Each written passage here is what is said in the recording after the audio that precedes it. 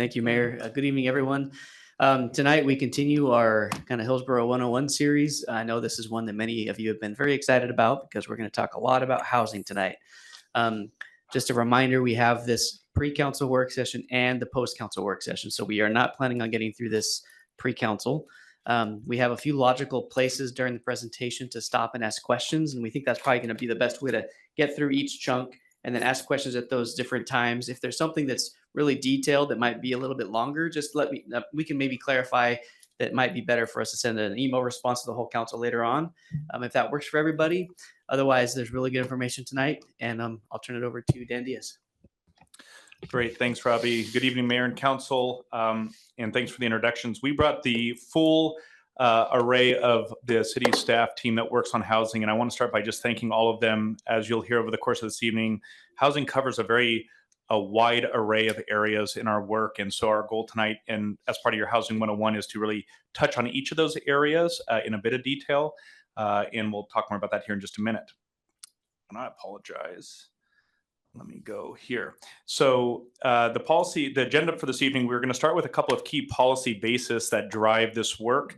Some of the items hopefully you're familiar with, but if not, it's good level setting. Things like our housing needs analysis, housing production strategy, our affordable housing program, and the many subcomponents of that. And then we'll talk geographically about some of the sub areas of our city where we are most focused and believe the market is most opportune to help deliver housing moving forward. And then we'll conclude with a series of data analysis that really helps to highlight the trends of both where we've been, but also where we believe we can continue to go, given some of the policy bases covered early on in the presentation. So the many elements that drive our housing work range from federal level programs and policies, as you'll hear from Ann a bit later in the presentation. There are numerous state level provisions between Oregon revised statutes and laws there, administrative rules of things we have to comply with, and we'll talk more about that over the course of our presentation. A lot of the local direction comes from our 2035 community plan, where there's many items talking about the affordability of housing and housing choice and opportunity to own or rent, housing near amenities and transit. That is also reflected and really built upon in our comprehensive plan, which sets out the city's 20-year planning horizon citywide, and also contains a lot of the sub-districts we'll talk about later. There are very technical and specific items like the housing needs analysis. And again, we'll talk more about some of these items here in a minute in the housing production strategy that really seeks to operationalize. Because a key piece you'll hear a lot throughout the course of tonight is we, the city staff in the city as an organization, does not deliver homes or housing units. We set the stage in a variety of ways and help support the production and delivery of homes. And sometimes that gets a little bit misunderstood, especially in state level policy conversations and the like. And then we also derive a lot of our work from the city strategic plan and council parties as well, really around specific targeted actions. So as we've done in most of the Hillsboro 101s, we want to start with a couple of key snapshots and data components. So as many of you are aware, this is demographic information across our community, relatively young in that average age of about 35 years. We are the most diverse large city in the state, as you often hear, and we've seen that diversity continue to increase really to the tune of about 10% over the last 5 years. And just a reminder, when we show these type of graphs, the number is what we have as of the most recent official data source. So in many cases, you'll see that that will either be the American Community Survey data from the census. It could be the actual census. In the case of population, for example, will come from the PSU Population Research Center. And then the graph that you'll see in the backs of these is really the 5 or whatever that data period is, the trend. And so if you see graphs tending to go up, and you'll see the indicator kind of in the lower left with an up arrow, down arrow, that's showing usually a percentage increase of that particular metric where we have been trending over that defined period of time as well, just to give you a sense of where we are today, but a little bit of what's been happening. As we move into housing specific data that we track, we definitely track home ownership rate, and we have been seeing that declining pretty regularly over the last few years. We'll talk more about that. That's not because of necessarily a lack of production. That percentage has been declining really because we've seen a significant uptick in the amount of rental housing that is not able for ownership. And so we'll talk more about that later. Things like gross rent we track, this has been increasing pretty significantly, is also tied back to supply, which you can see in the housing vacancy rate in the lower bottom. And I want to flag that 3% is tremendously low. That's almost like an unhealthy low in terms of just even natural turnover for vacancies. That number is also reflective of both rentals and ownership housing. So that is the vacancy for all housing across the city. Do you have a like a healthy vacancy rate? Or like It depends on who you ask, but overall, I would say what we hear and see is a normal turnover. Like if you think about from a renting standpoint, with people moving in and moving out, usually somewhere between about 2.5% and about 4%. So to that end, we're basically at full occupancy as a way to think about it from a rental standpoint. So on one hand, that means that our housing developments are staying quite full, and that's what's putting a lot of the upward pressure on rents. But when we look at the cost burden and the impacts of the cost of housing to our community, like you see in the upper right, that does correlate to challenges around housing affordability. So that may not be healthy from that standpoint. Does that help answer your question, Councilor Anbury? and I'd like to point out there's a lot of medians. A lot of what? Medians. Thank you. More to come.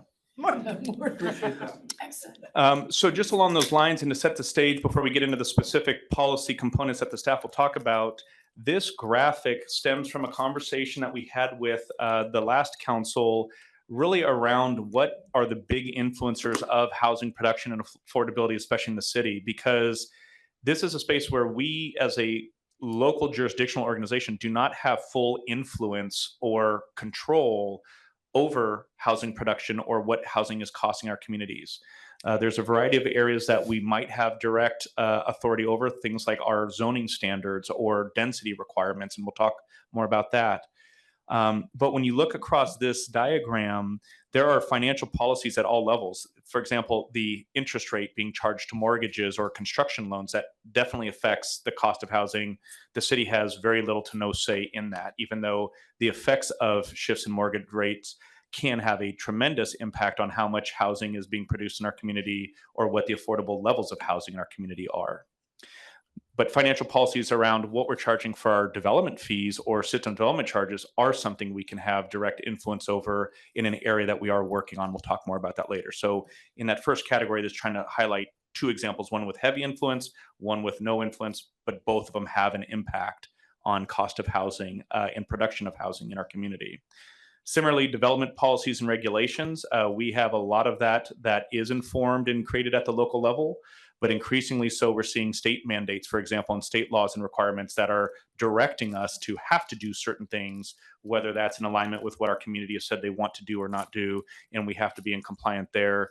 Similarly, in certain federal programs, there might be requirements there that we also have to comply with. So the development policies and regulations in area that I'd say that we have generally high influence in, but not unanimous influence in. Economic development, we've talked a lot about that too. If we have a strong economy, that can lead to more people wanting to stay living here or additional people wanting to move here or new households being formed. That can create housing demand. It also affects our ability to diversify our tax base, which can also affect the cost of housing. We've talked about that in past 101 trainings. Regulated housing funding and sources, we'll talk more about this evening, but there are a lot of different programs at all levels that inform this, and we have been continuing to expand and mature our capacity locally. Chris and Ann will talk about that later in this training, but this is one that I would say generally we have relatively small direct influence, even though we have a lot of operational opportunities depending on how we elect to proceed. And then infrastructure is one that we plan our infrastructure. So if we don't have adequate water or roads or parks, it can be very difficult to then support the type of housing capacity we need. And that's why we go through the extensive planning that we'll talk about here in a minute. But the way in which we design and expect to maintain that infrastructure can influence housing. So for example, if we want to fully realize the community's bike and ped master plans as part of our transportation planning, that requires new housing production, say in South Hillsboro, to deliver cycle tracks and sidewalks and safe street and pedestrian environments, which are achieving those policy and community objectives, but do drive up the additional cost tied to system development charges or things like that going into the production of that housing. So there are trade-offs that happen in the infrastructure space. And then lastly, and you'll see this later on in the data slides, there's market-driven elements, just general supply and demand factors, or you'll see in some of the data later when we see major recessions like the recession we saw in 2008, 2010, housing across the nation really almost ceased. And we see the same dip in some of our numbers. And so those type of market factors sometimes are well outside of our control directly, even though we sometimes can be in a spot of figuring out then how do we in that time try to respond and work with the best of those, even though we cannot singularly pull the country out of a housing recession and some of the mortgage crisis like we faced during that episode. So we hope this kind of level sets across a variety of high level areas, and we'll begin to now incrementally dig deeper into that. This is the kind of section break slides that Robbie is talking about. So we've broken these up. So when you see another blue slide, like we'll pause and try to accumulate questions and discussions there before we move on. But that's just a reference point back to if we can work through each of these sections. So I'll turn it over to Dan Rutzik to talk about the housing needs analysis policy approach. All right, thanks, Dan. Dan Rutzik, Long Range Planning Manager. Good evening, Mayor and Council. Housing needs analysis. We adopted our H&A last year. What is it? It's a comparison of the amount and types of housing units needed to accommodate future growth over the next 20 years with the land available. This is to be completed every 6 years, identifying current and future housing needs by housing type, household income. It involves a buildable land inventory and a housing needs projection, projecting out where are we going to be in 2043 to inform the residential land analysis, really reconciling the supply and demand. So I mentioned the buildable land inventory. This is where we go through of all the properties that are zoned residential mixed use and identify the land supply for housing and development capacity within our existing city limits and in the adjacent lands within our urban growth boundary. The residential land is intended to meet the city's need for residential uses of various types. And as I mentioned, we look at the mixed use land because it can also be developed to meet some of the city's residential need with a mix of residential employment within the same structure. So we looked, as you can see here on the map, throughout all the residential mixed use zoned areas, and it's incredibly helpful to inform the amount of land we have available for housing. So this is a really interesting slide. It's a point in time. It was our current housing inventory as of about 2023. As you can see, we have a tremendous amount of ownership housing in the single detached housing type area, almost 18,000 housing units. That's a really important number to keep in mind as we go through today's presentation, because ownership housing, we heard loud and clear from City Council priorities, is super important. You can have ownership in the form of townhomes as well. We are not seeing a lot of condominiums being built for quite some time. On the rental side, you can see just the number of total apartments, multi-dwelling units we have, almost 13,000 in our city, followed by duplex. So we have quite a few middle housing types, the duplexes, the townhomes, triplexes within our city. Next slide. All right, so what were the housing needs analysis findings? Well, I want to clarify that when the city undertakes a housing needs analysis, we have a very strict methodology we're supposed to follow. And so we need to base our assumptions, our methodology, on what Metro has adopted.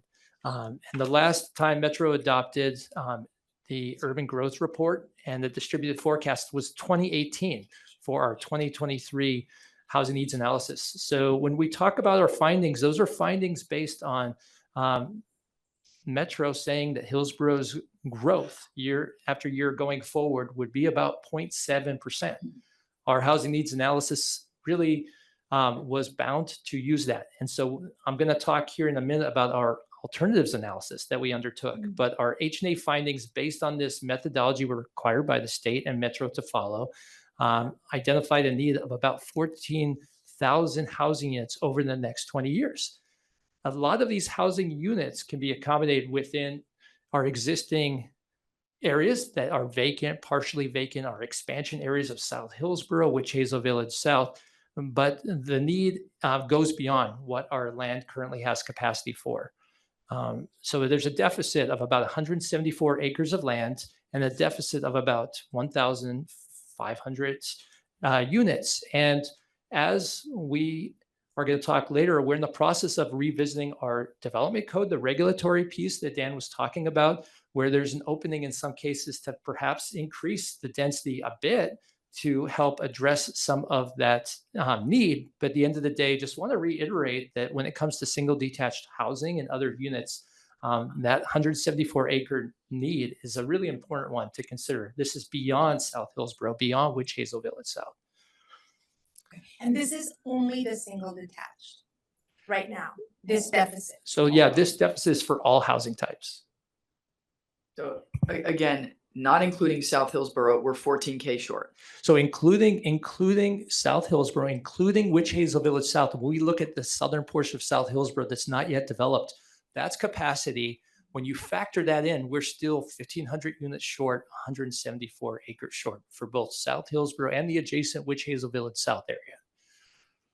Thank you. Over 20 years. Can I ask a question about a previous slide? I was going to wait for the blue slide, but I think it's slide 10 or slide 9. So right there. For the duplex, threeplex, fourplex, are you counting units or are you counting the building? So is it 6,130 duplexes or is it 130 living units? Yeah, it's units. Okay, thanks. Okay, so in addition to the deficit of housing, you can see on the graphic on the left, within that, there's a breakdown of the amount of need by income at the 80% and below, what we call regulated affordable housing. That's the 80% area median income to 120%, the middle income, and then the market rate. And so we'll be coming back to these same categories throughout the presentation. Just over half the additional housing units are projected to be for ownership, with the remainder rental units.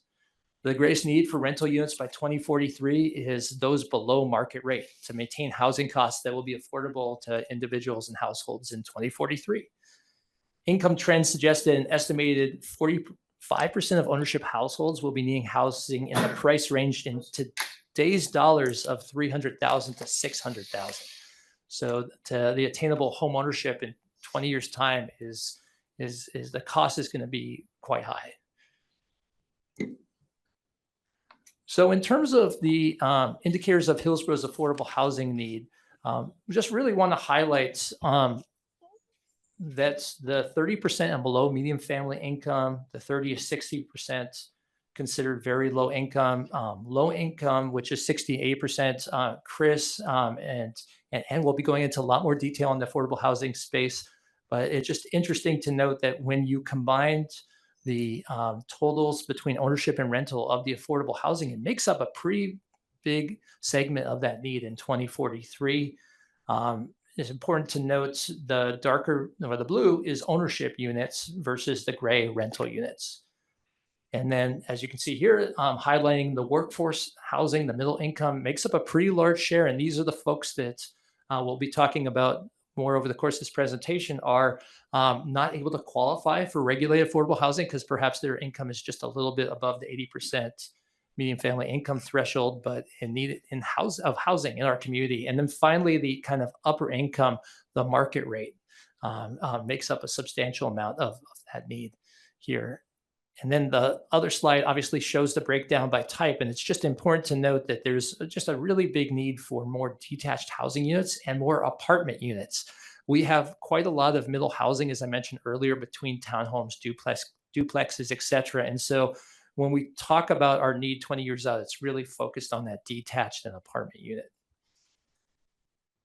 And before we move off of this, I just want to point out a couple of terminology items that may come up over the course of this evening. And our team really tries to be intentional and specific with these, but even we sometimes will use them interchangeably. So when we're talking affordable in this context, we were really talking about below a certain or within certain median income price ranges. Chris will talk a bit more about this later, but that's what's really talked about there. So you'll see that blue affordable spectrum is really people making from 0% of the area median income, or sometimes referred to as less than 30, up to about 80% of the area median income. We'll talk more about all those things later. Workforce housing, are also referred to as middle income housing, are really those households making about 80 to 120% of the area median income. And then you'll hear sometimes talk about market or upper income, and that is really the leading edge. And those are people typically making 120% or more of the area median income. Well, if you have questions around what is the area median income, we have a slide on that coming later. I just wanted to flag this because sometimes it can also be confusing. We will talk about middle income, which really means those people making 80 to 120% of their area median income, versus middle housing, which can almost be referred to like a structural form, where we're talking townhouses, duplexes, triplexes, that and just because something is a duplex or triplex doesn't necessarily mean it's affordable or workforce housing or market rate housing. We have to kind of differentiate those. So if there are any questions, or if you find us maybe being a bit inconsistent there, we'll try not to be. Please feel free to clarify that. But just I wanted to point a couple of those glossary terms out using this slide since it's visual. Sorry, Dan, go ahead. That's a great clarification. So my final slide is talk about the alternatives analysis approach. And so within our housing needs analysis, we adopted it with an appendix section that had us looking at a methodology is if we were not bound to follow the growth scenario that was laid out by Metro and others. And so I mentioned a 0.7% year after year growth rate. Going to council last year, it was really clear a year and a half ago that if we're going to be heading to a housing production strategy, which we were heading to those slides here in a moment, we want to, when thinking about policy decisions, understand kind of some bookends of what the forecasted growth in our community could be 20 years out. And so the housing needs analysis methodology that we're bound to follow showed the 174 acre land need, for example. And we wanted to see, like, if we have a population annual growth rates that's quite a bit higher than what we're bound to use, what would that do? What would be the implications of that? So we have grown as a city about 1.6% average growth rate year after year over the last 20 years. So for an alternatives analysis, we assumed a 1.4% growth rate year after year. That we'll still see growth, maybe not the levels that we have been, but not a 0.7% growth rate. Dan, are we seeing a decline in families overall for housing? Interesting.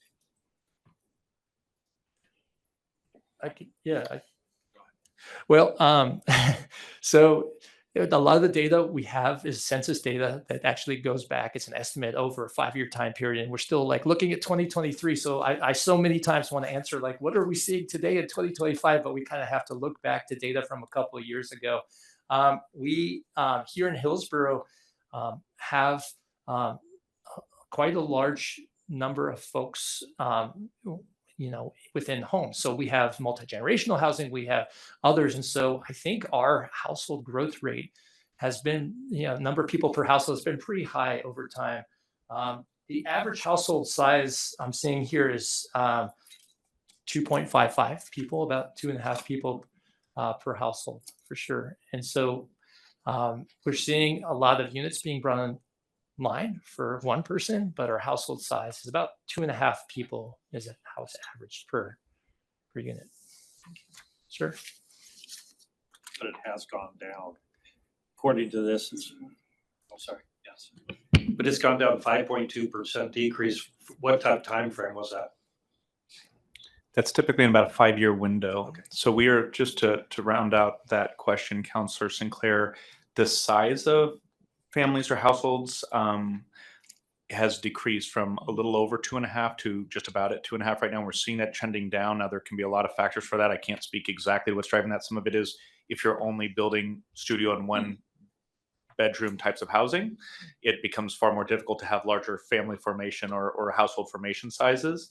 It can also be the availability of housing. So we will look across areas of what's the average household size or family size, what's the vacancy rate, because if people are sometimes unable to find housing, that's where we see then multiple households or multiple generations sometimes starting to co-mix into housing a bit more. And then there's other variety of factors. So there's not one single perfect answer for that, but I did want to round that out to Councillor Harris's point and what Dan shared. Thank you. Yeah, absolutely. So in addition to looking at a different growth rate, another assumption we looked at was looking at that buildable land inventory I mentioned and thinking about not all lands where there's maybe a half-acre site, but in the front, of the site is a house, and there's really no way to access the backyard very easily. Or we can have really what we call executive homes that are more kind of executive housing units that are on larger lots. It's not a given that folks in 10 years or 20 years time are gonna sell off their property to redevelop or allow additional housing units to come onto their property. There's a factor of steep slopes that we factored in. Also, we have sewer availability restrictions in some areas where it's cost prohibitive for the development community to extend sewer to the distance needed. So we wanted to look through a filter of, if we, talking very closely with our development community, had a methodology we could come up with for this buildable land inventory, what would it look like? And so these are some of the factors we brought to bear. And the result is we found that there was a capacity for about 910 fewer units than what the housing needs analysis methodology showed. I have a question. So what, because the blue slide is right after this. Because so why didn't you use these very logical location, flag lots, etc. for the other analysis? Yeah, so we had conversations with the metro regional government, with other entities, and they said that in order to have a approved housing needs analysis that gets adopted by city council and it goes to the state for acknowledgement, in order for it to be acknowledged and for staff to not have to kind of go back and do more work, we had to follow this very prescriptive methodology that is laid out for us. So we weren't able to bring these to bear. Surmise it that, and you'll see this over the course of a couple of these areas, sometimes what one community or one perspective might appear logical, there might be a counterpoint or a belief or requirement from somewhere else. And so that's the very reason, one of the key takeaways for this section, why we did the alternative analysis. It was a bit contentious at the time. There were peer agencies and certain no growth groups that were very concerned with us taking this approach and disagreed with it. And they were also pointing back to the state and the regional mandate saying you have to use that 0.7%. Well, we are also in an environment where we were trying to respond to community priorities and council priorities and state mandates to produce housing, to take on the housing affordability crisis. And it's very difficult to do that knowing that we are using a population forecast that is more than half what we know and believe to be our at least historic trends. And as we look forward in terms of the projected demand, also not truly reflecting that. So we would, by the very nature of the planning requirements being imposed on our processes, we were going to be likely under forecasting and therefore under planning. And then that gets exacerbated to Dan's point. That was just from a model standpoint. Then you look at, of the land we have, when you really look at what realistically can be built upon, that's what basically there was another almost 1,000 units of what we believe is not realistic capacity also there. And that's why we did the alternative analysis to try to give us what do we believe is a more real market sense if we were to, more truly meet the demand even outside of some of those state mandated requirements and positions. Quick question on the, sorry, were you? No, go ahead. Okay. How do they calculate the acreage needed? Is it just square foot of building, or is it easements? Is it roads needed? What goes into that calculation? Yeah, the calculation is just gross acres. The gross acres needed, I believe, is it net? Okay, I'm sorry, I misspoke. It's been a long day. So I believe it's the total net acres after you've removed those constraints like internal roadways, natural resources, other constraints. Keeping in mind that we started out by identifying the unit need, and then we translated that into acreage, into net acres. So it's not exactly 1-to-1, but it's pretty close. Okay, I asked because I just saw a report, and maybe this isn't the way to bring information here, but just something to think about. I know that there's some communities being built around the country and around the world that don't have roads and like car access, right? They're walkable cities. Yeah. Wondering if that's ever been explored here and how that would impact your calculation for the acres needed if we were to incorporate some of those models here in the city. Like, is it a big impact on the acres? Like, do streets and easements take up a lot of the acreage that's needed? Like, how easy would it be for us to do that study to figure that out? We can, I don't know if we've looked at a scenario where we just we don't plan for streets because we also need a street right of ways for other utility corridors, sewer and water, things like that. So it's difficult to put like structures on top of that. But to your question about how much of the infrastructure usually takes out of the buildable capacity, we've done a variety of very detailed analysis on this across different neighborhoods in our community and looked at other cities. It usually ranges from about 20 to 35%, depending on what you're requiring. So, for example, if you're in a community too that is going to have alley loaded houses, for example, well, now you have the streets and then the alleys that can increase the amount of kind of acreage that gets netted out because you're not putting housing there. And we do evaluate that as we go in and plan our different areas. But to the question of have we looked at a no streets environment, we have not in great depth looked at any sort of what would that yield look like. And just to Dan's point, we do try to account for the different mixes of housing because somebody could say too, well, if you built a 12-story apartment building, you could put a lot more units on that quarter acre than if you did 5, 10 townhomes. But that's where we get into, okay, what are the different types of housings? Will the market even support 12 stories? There's a lot of radiating complexities that comes out of that too. Yeah. And then, I'll follow up with Robbie about the capacity for staff to do another research on this. But one of the trends that was happening around COVID, a lot of single people were coming together and buying homes because it was really expensive to own them on their own, right? So would love to see data on that to see what percentage of big family households are occupied by 3 or 4 individuals, where, if you did have options for single people to buy a smaller home that they could afford on their own, is that an opportunity for us to explore, right? So I think that would be some data that could help us inform policymaking. Can I ask a clarifying question to you? So are you talking about it's probably the New York Times about Arizona, that neighborhood in Arizona? Is that the one you're talking about? Oh, the 15-minute city? I think maybe that was it. It was just like in the last week. They're dubbed 15-minute cities. They're a bit controversial in some spaces, but the idea behind them is that, shops, barbecue, everything you need is within 15 minutes. And there was no cars. They had like community bikes. Okay. I was just trying to clarify. Was that or there's a community out in Forest Grove that has, I think that's a little different in Forest Grove. You know what I'm talking? That's a co-op. Thank you. Yep. Okay. Good talk, everyone. Thanks.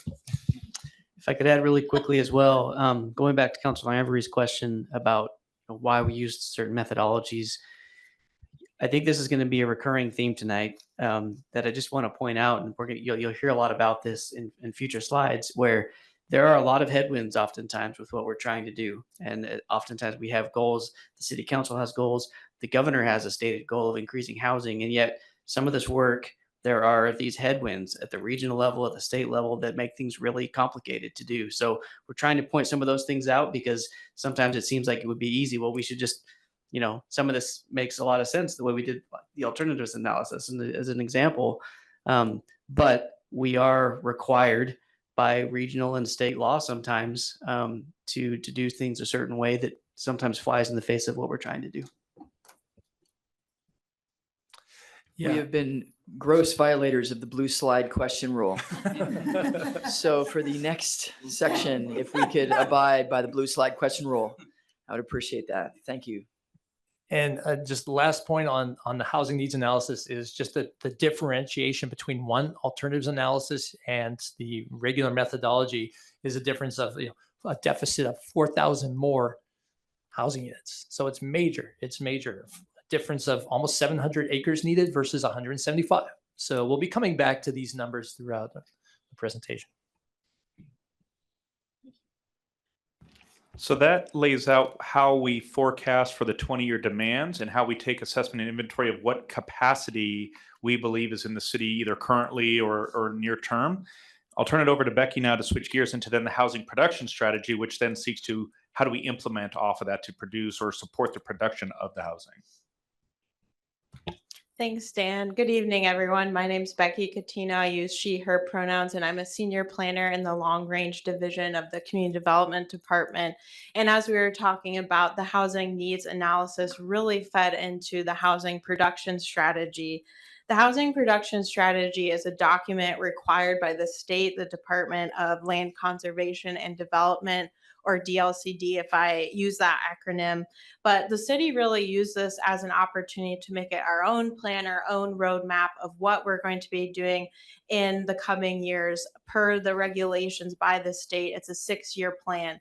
And this wheel kind of mimics the graphic Dan described of the areas of influence, the different policy buckets, we might say, that our actions in the housing production strategy are going to be targeting. So I'll just run through these quickly. First on the wheel there is partnerships. As Dan mentioned earlier, the city does not itself produce housing, so it's very crucial that we're partnering with those housing developers and talking to them about what are the roadblocks are you coming into when you're trying to develop a project. The city can, however, directly with investments to spur housing production, either through funding infrastructure or directly funding a housing development. For incentives, the city can restructure fees or taxes to reduce the cost of development, and that can be a tool to incentivize a specific type of housing we may be targeting, such as home ownership opportunities. In the land policy area, the city does own land, so that's a direct way the city can, donate land to a housing project, but the city can also work with property owners to try to connect and make more opportunities for development. And then regulation is kind of the most direct that the city can impact, is our own zoning and community development code and land use laws, that we can lessen barriers to production, housing production, and working with our partners to identify those barriers and what changes to our regulations has been a key part of the process. Next slide. So the city's obviously already been working in this space. So using those same 5 categories, I won't read every single one, but I'll just hit one in each category.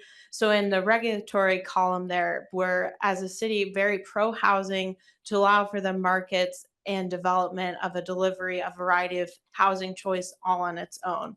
In the land space, for example, we acquired land for Block 67. We're very judicious about what development we wanted to see on that site and made sure that came to fruition.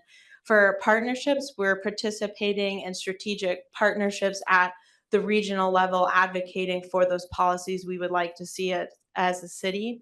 Incentives, the financing of system development charges, and I myself need a refresher. So for those that need it, it's a one-time fee charge on new development to help pay for existing and planned infrastructure.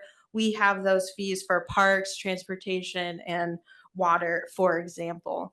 And for this example, the city financed system development charges for market rate projects in Orenco Station, platform districts, and Fourth Main apartments. That Orenco Station is an example of, we were targeting transit-oriented development that had higher density that would be able to utilize that max transit line.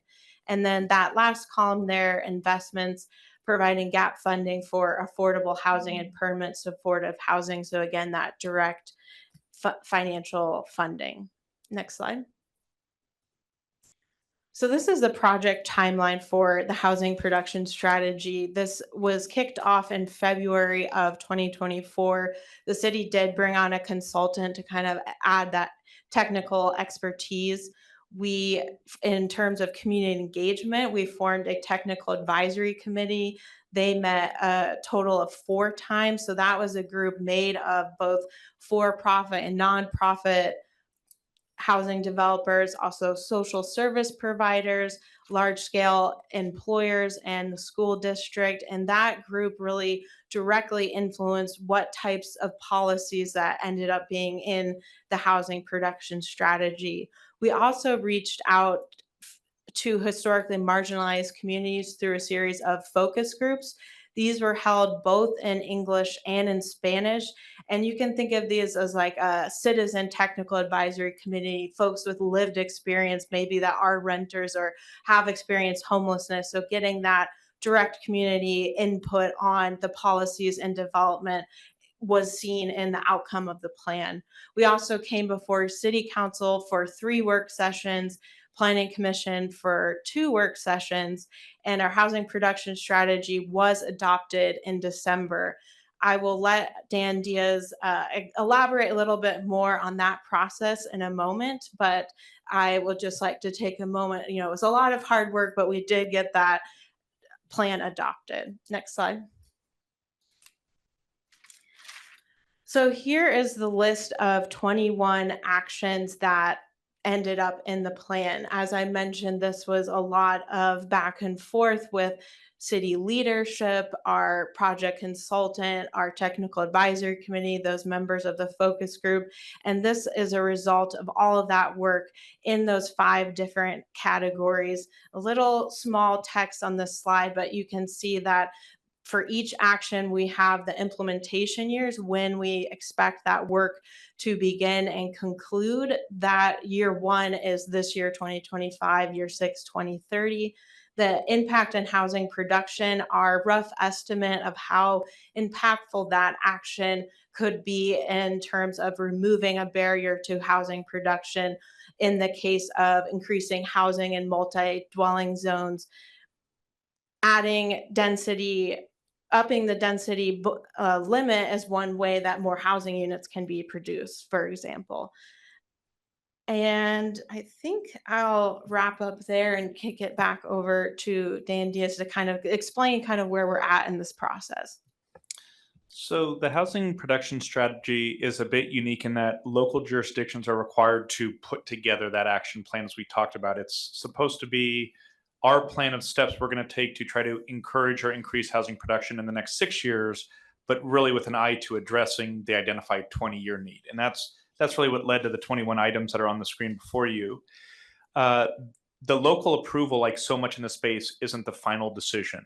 Most of the time when we're adopting plans like the housing needs analysis or comprehensive plans for a new growth area or redevelopment area like Amber Glen and South Hillsboro, have to go through higher levels of review and approval, either by Metro, the regional government, or the Department of Land Conservation and Development, DLCD, as Becky mentioned, sometimes their commission, which is called LCDC. So it's just switch the numbers up, but that's the Land Conservation and Development Commission.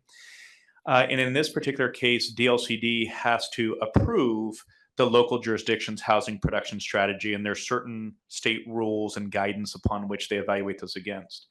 And unlike a lot of their decisions, DLCD's decision is not appealable in the courts. Most other land use decisions are appealable. It's a very potentially litigious and contentious space most of the time. So we found out late last week that the city's housing production strategy, as Becky talked about and as council approved last year, has been remanded with conditions. And so what remanded means is that usually there's 3 types of decisions that come out of this type of work. There's just an approval, which means great work as it is. Now it's solidified and in place. Go continue to do good work. Sometimes there can also be conditionally approved, which means it's approved, but there might be, you're approved, but go do this or fix this. And okay, that approval stands, but we have to go do that additional work. And then there's remanding, which is basically it's not approved and they're sending it back to do additional things. And so that is where we find ourselves. Our staff are actively working right now. We had a call Friday with DLCD staff to try to understand the reasons why. Because ultimately in the decision, there was 2 major reasons that were identified and cited. One was the fact that we had included an item under the land-based actions it's really action 2.2, if you can see on the screen, to coordinate with partners to pursue residential land UGB expansions. And DLCD staff felt like that was inappropriate to have in a city's housing production strategy. And we're trying to understand that more. We'll be bringing more context of that back to the council. They also expressed some points within some of the other action items that they may not have been specific enough, or the outcomes were not refined enough or finalized enough, and that we need to do that. So again, we will be coming back with a more in-depth follow-up there, but we did want to notify the council that we have been remanded. There was additional conditions and requirements put on there, a couple of which I've summarized here this evening. And we will continue to work to understand what does that mean for next steps. With that being said, we have tried to maintain some of the sensitivities that our council direction had been when we approved this, which is to try to preserve local control. Don't let our policy evaluation decisions be too predetermined by the state. Let's make sure that they are reflective of our community's need and advancing our community's ability to encourage the production of housing. The other piece we have tried to be mindful of, and this ties back to the housing needs analysis and other conversations, is make sure we do have the adequate capacity. And a big reason why we put the UGB provision in there with the inputs of the community and council was because of the deficiencies that we've identified in our housing needs analysis and much of the other work. And we felt that that was appropriate because that capacity is important to production of housing. And not to mention trying to get at that in years 1 through 6 of a 20-year horizon, in part because urban growth boundary expansions on their own, because of the process required and oftentimes the legal challenges and the appeal processes, can take 7 to 12 years in their own right to be finalized. And so let's start to get some of that moving earlier on to keep a continuation of housing production and a variety of housing types available to the Hillsboro community over time. So those are a couple of reasons that we will continue to understand. We've been talking with our city attorney's office. We'll be continuing to talk with our consultant team, and we'll be back before you in the not too distant future with a more focused revisiting of the housing needs or housing production strategy and where we may go with that. In closing on that front, and we'll take a break after this section and open up to any other conversations for the first part of this, and then we'll pick up with the affordable housing section post-council. But many of these actions are already underway or have been underway. And so one of the pieces when we come back to you that we will want to be checking in and continuing to receive your guidance on is, should we continue that work somewhat in parallel with this remand? Because we do believe that, and you'll see this in some of the data later this evening, our community with intentional policies and with intentional planning has been able to produce a variety and a lot of types of housing. And so we want to continue this extensive workload that much of this team is doing actively while we would prepare a response or to figure out how to respond to the housing production strategy remand. So there's a relatively quick update. We're happy to answer any questions really on the housing production strategy items Becky presented or any of the sections covered up to this point in the evening before we get ready for regular council. So it's blue side question time. All right. Yeah. Questions, anybody? So, yeah, I was gonna ask, so, if the DLCD gave the remand, if they had approved it, what does that, what does that give you? Having the approval kind of just gives the full green light for a jurisdiction, city or counties are required to do is to go ahead, start implementing that plan. A lot of jurisdictions have also got that approval with conditions. So that really requires working with the state to, okay, there's some issues within the document. There's annual and halfway reporting that jurisdictions have to do. So that's a little bit more oversight, but this remand is kind of a clear, Right. we do not approve. But do Yeah. they help with any of this? Yes, the state does offer technical assistance grants. Oh, Yes. so that's what we get when it's fully approved, that we get their help. Actually, it's the opposite, that they're offering that assistance because of that kind of gap that they're trying to address. So, thank you. Couple of things. Back on slide 6, I missed the first blue slide. I apologize. The inputs and the cost of housing. Where would taxes and tariffs? Now we have tariffs. Where was that? Where would that go? Where is that? One of these bubbles here. Taxes and tariffs would primarily fall under the financial policies. So if there are tariffs being put on, say, lumber, coming in, that could absolutely affect the cost of the production and construction of housing. That would mostly fall under a financial policy, primarily in this case with tariffs at a federal level. Okay, so the financial policies are the policies of the regulators or the government, and then the market-driven elements would probably be interest rates. Is that how those two would break down? Interest rates, or if they are seeing a significant slowdown in purchasing activity, like I said, during the 2008, that could lead to less builders wanting to produce housing because of their ability to make profit off of the production of housing. Yeah. Right, thank you. And so is the remand unusual? The remand is, some might say, unprecedented or novel. Take your pick. But we, as far as we're aware, are the first jurisdiction in the state to be remanded. Oh, that's good. And we are trying to understand the reasons for that as well. Our team, and this will be part of the upcoming presentation, has done throughout the housing production strategy work, and now also since the remand decision, evaluations against other jurisdictions' approved housing production strategies. And at least to this point, we don't see much noticeable difference in terms of the types of actions or the pieces moving forward. So more to come on that. So did any other jurisdiction include an alternative analysis in their housing needs analysis? Not that we are aware of. But, build but on, this didn't, sorry. To build on Rod's question about costs, are these costs consistent enough to where you can put together like a pie graph to show that percentage of the costs? Or are they ebb and flow pretty frequently? We have a graphic that we contemplated putting in this presentation, but we stripped it out for now. We can bring it back later. That tries to show the different cost components. It's almost like a column of funding. The difficult piece there is to put precision. So we can say with great clarity and certainty how much city fees and the system development charges that Becky described earlier would they charge for a given type of housing product. We can take estimates of how much is land currently going for and factor that in. We can try to get estimates for construction labor and construction materials. That gets interesting and a little bit harder to speculate. And then there's the builder profit margins, whether they're affordable nonprofit builder or market rate builders.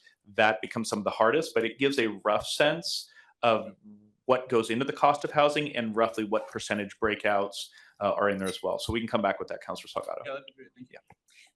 Sorry, going back to what Rob was saying. So that housing production strategy, that didn't use the alternative method, right? That just used the plain method. Yeah. Okay. Yes. Okay. A question I have is, what is the inventory that we have for land trust?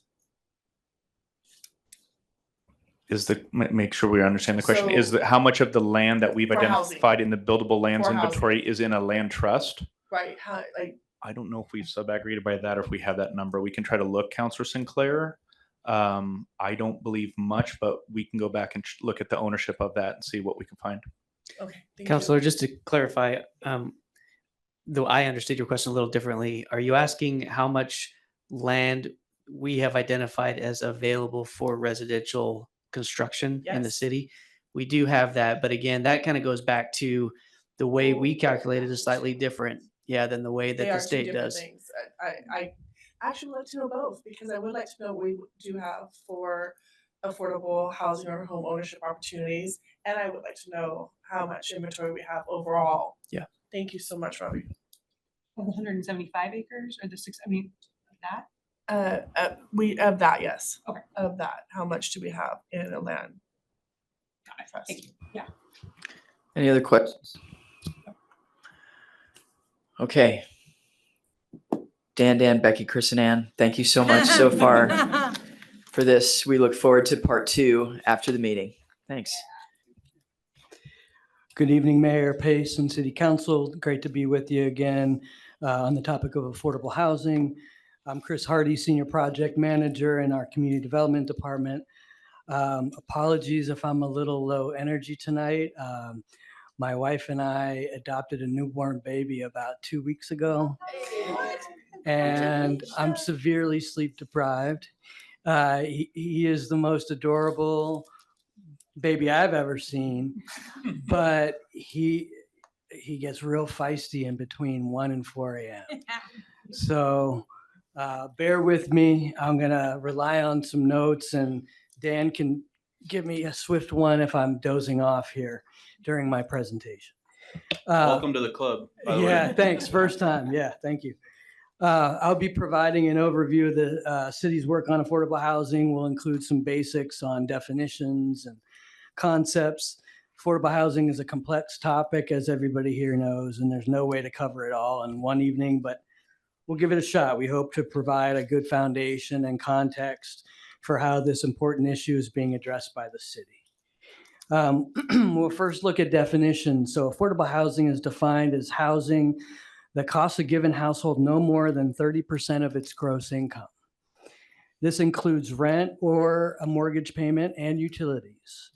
The key to this definition is understanding household size and total income in relation to housing costs. This definition comes from U.S. Department of Housing and Urban Development, HUD, an agency we'll be referring often to tonight. Next definition, regulated affordable housing. Refers to housing that is funded by some form of public subsidy, government subsidy, and in exchange has a regulatory agreement, sometimes called an affordability covenant, that restricts rent and the income level of the household. The regulatory agreement contains an affordability term, which is typically between 30 and 60 years. Increasingly, a 60-year affordability term is becoming the norm, especially for multi-unit apartment projects with higher subsidies through use of government tax credits, metro bond funds, etc. The regulatory agreement is recorded on title for the duration of the affordability term and typically survives a sale or a transfer of the property. Finally, permanent supportive housing generally means regulated affordable housing that includes some means of rent assistance to the tenant and also provides case management and wraparound social services. PSH units are usually provided to people exiting homelessness with a diagnosed disability. So this is housing that is serving very low income households, or in many cases, households whose only income is through a public housing voucher or a program like Medicaid. Regulated affordable housing can be government built, owned, and operated, but in Oregon, this is typically only the case with housing authorities that are usually affiliated with county government. For example, Housing Authority of Washington County owns and operates about 1,000 units countywide, including about 400 in Hillsboro. But for the most part, affordable housing in Oregon is built, owned, and operated by nonprofit organizations and some for-profit developers. Our role as a city is mainly to support the development and preservation of affordable housing through use of public resources in ways that we'll discuss here tonight. Next slide. All right, so next we want to explain area median income levels and the relationship to affordable housing. Bear with me here a little bit. I'll try to unpack this for us. The AMI levels used to provide affordable housing are set by HUD annually, and they apply to the entire Portland, Vancouver, Hillsboro metropolitan statistical area for consistency purposes. Developers don't want to have to use one AMI level in one jurisdiction versus a separate one. So we all use the same in the MSA. These are the income levels, though, and rents that utilized by local, state, and federal governments. They're based on methodology from HUD that pulls largely from the American Community Survey and other data. So on this first slide, you see that the area median income, gross income, in 2024 for a household of 4 on the right-hand side there is $118,000 as determined and set by HUD.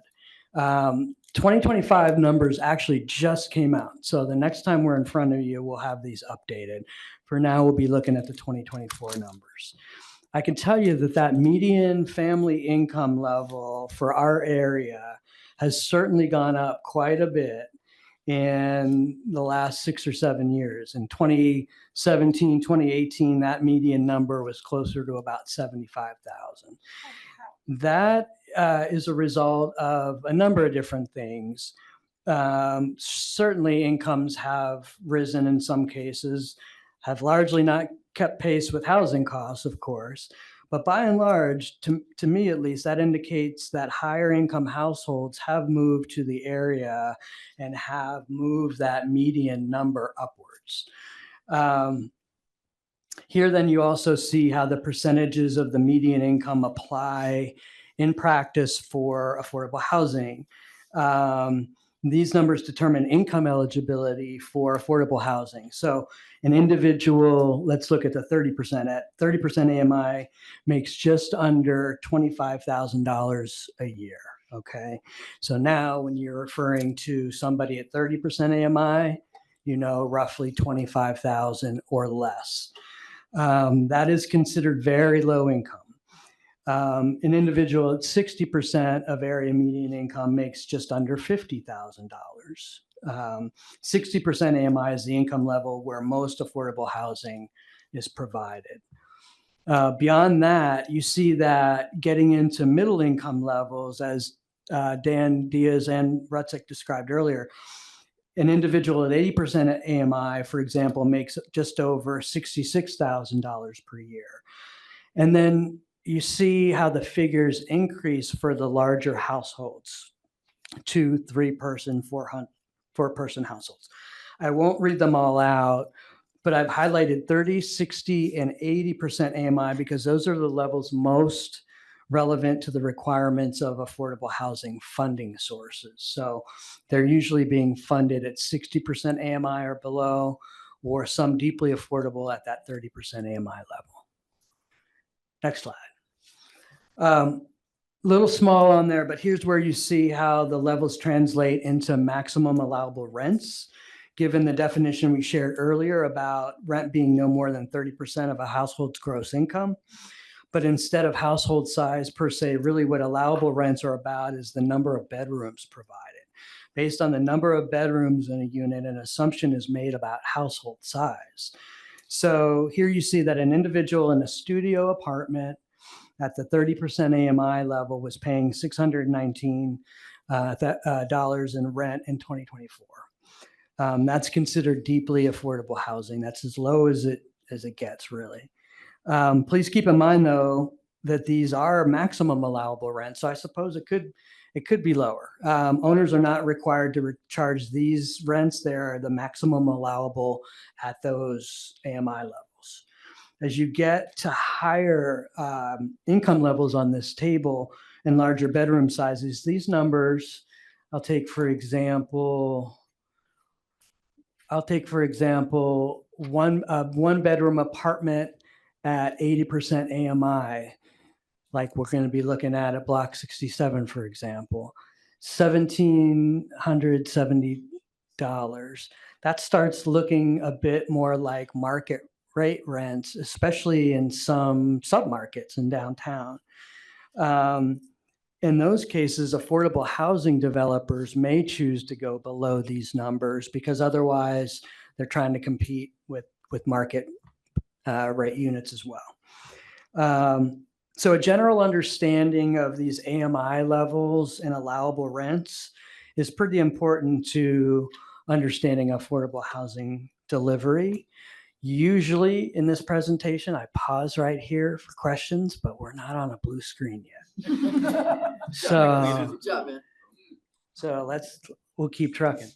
All right. Hillsboro is home to over 2,700 total existing regulated affordable housing units. This is the third highest number of units in the region behind Portland and Vancouver.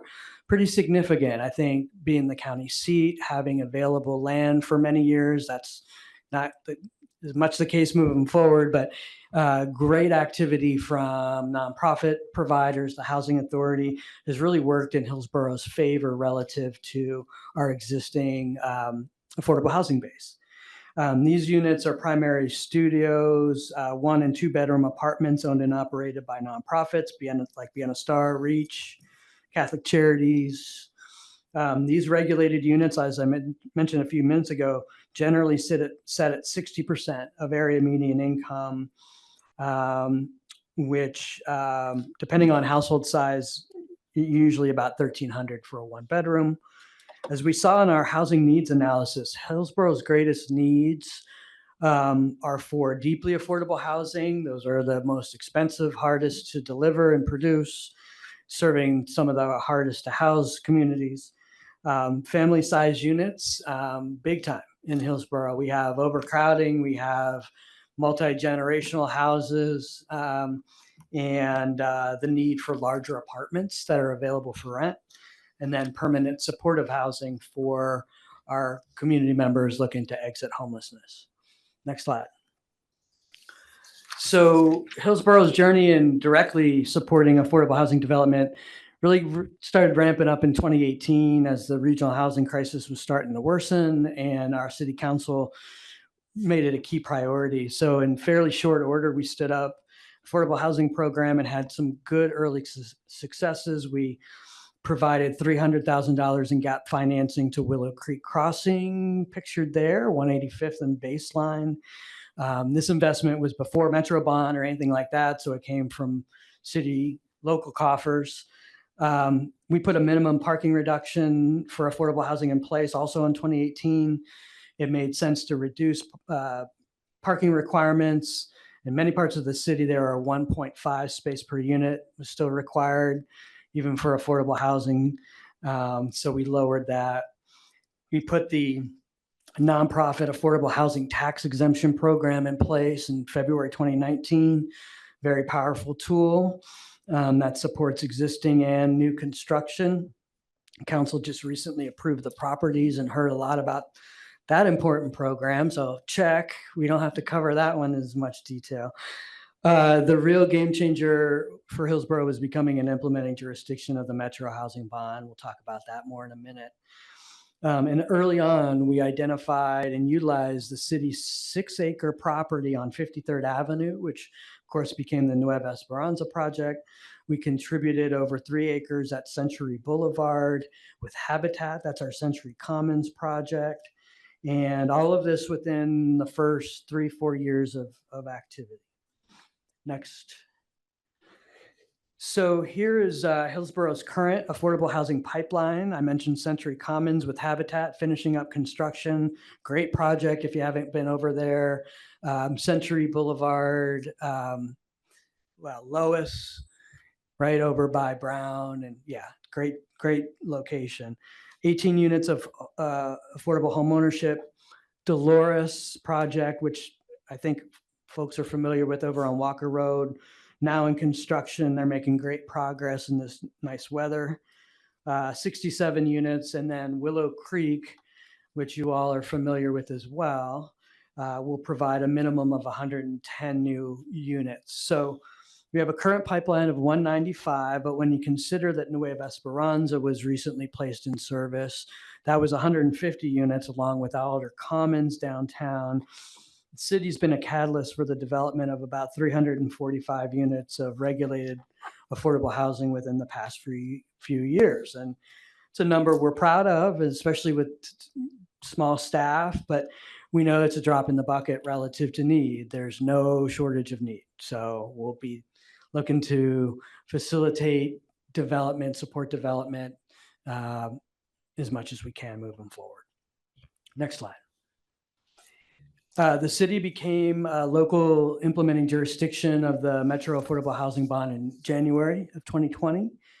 In terms of available funding, this was a very big deal for the city to have access to over $40 million to put directly into projects. It was a game changer for Washington County too. They had $160 million to deploy under the Metro bond for affordable housing. With that bond funding came the obligation to support the development of 284 units. Of that total, 117 are required to be at that 30% AMI level. 142 are required to be 2 bedrooms or more. That's all good for us because those are where the needs lie within our community. City will be meeting these obligations, actually exceeding them with 3 projects that we'll talk about in a minute. I'll also mention that utilizing the Metro bond funding has really increased the city's involvement and sophistication with respect to affordable housing development projects, particularly on the financing side. The city invests in these projects as a subordinate gap lender alongside with OHCS as a bond issuer alongside with other banks. So we're doing loan agreements that include promissory notes, trust deeds, regulatory agreements, et cetera. We're doing development and disposition agreements.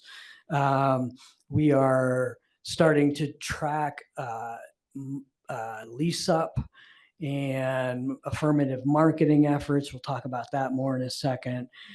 Annual reporting to Metro on a lot of different fronts. So this puts the city in a more active role than we've ever had, I would say, in the past. Next slide. Oh, we're already there. Never mind. This table shows Metro bond implementation progress with our total funding and our targets on the top there and our projects below. We have deployed 26 million already. That's dispersed for Nueva and Dolores. Willow Creek coming up will use the remaining 15.5 million. We currently have 215 units complete or under construction with about 69 units left. Willow Creek will be 110 at least. So we'll end up exceeding our production targets probably by about 40 units or so. We're on track to deliver the remaining 30% AMI units with Willow Creek, and we've already exceeded our family size unit obligation. So we're looking good there too. Next slide. Since early 2007, going back a ways, the city has provided annual funding from our SIP general funds through to the Community Housing Fund, which is a local community development financial institution that does lending here in Washington County. They have a revolving loan fund, and that they've provided over 3.5 million in pre-development loans for Hillsboro projects like Willow Creek Crossing, Orchard Zatarenco, Nueva Esperanza. Some of you may be familiar with Montebello Apartments over on 12th. They had a whole rehabilitation of that project. So this group is nice as a local resource. The city doesn't provide any pre-dev lending or pre-dev loans. So to have Community Housing Fund locally to take on that role is a good thing. Next slide. We wanted to share some of the ways that racial equity applies to affordable housing implementation, especially with Metro bond projects. So I mentioned affirmative marketing. It refers to advertising units to communities of color and historically underrepresented groups. To do this, the developer typically looks to leverage strong relationships with community-based organizations like Centro and Adelante and many others. The city reviews and approves the affirmative marketing plans for all of our bond-funded projects. Diversity contracting is a big one. We track payments to certified firms and have a goal that 20% of all project costs, total project costs, and these total project costs are in the tens of millions, that 20% of that are awarded to MW ESBDV certified, COBID certified firms. This involves city tracking and monitoring payment even to subcontractors. We try not to get in the middle of GC and subcontractor relationships, but we do make sure that, you know, the money is going to these certified firms through audits. On recent projects like Chris, I just want to make sure, does everybody understand what COBID is?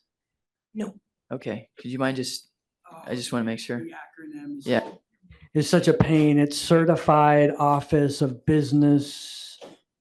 It's the state office that certifies firms as, yeah. Inclusion and diversity. Thank you. Yep.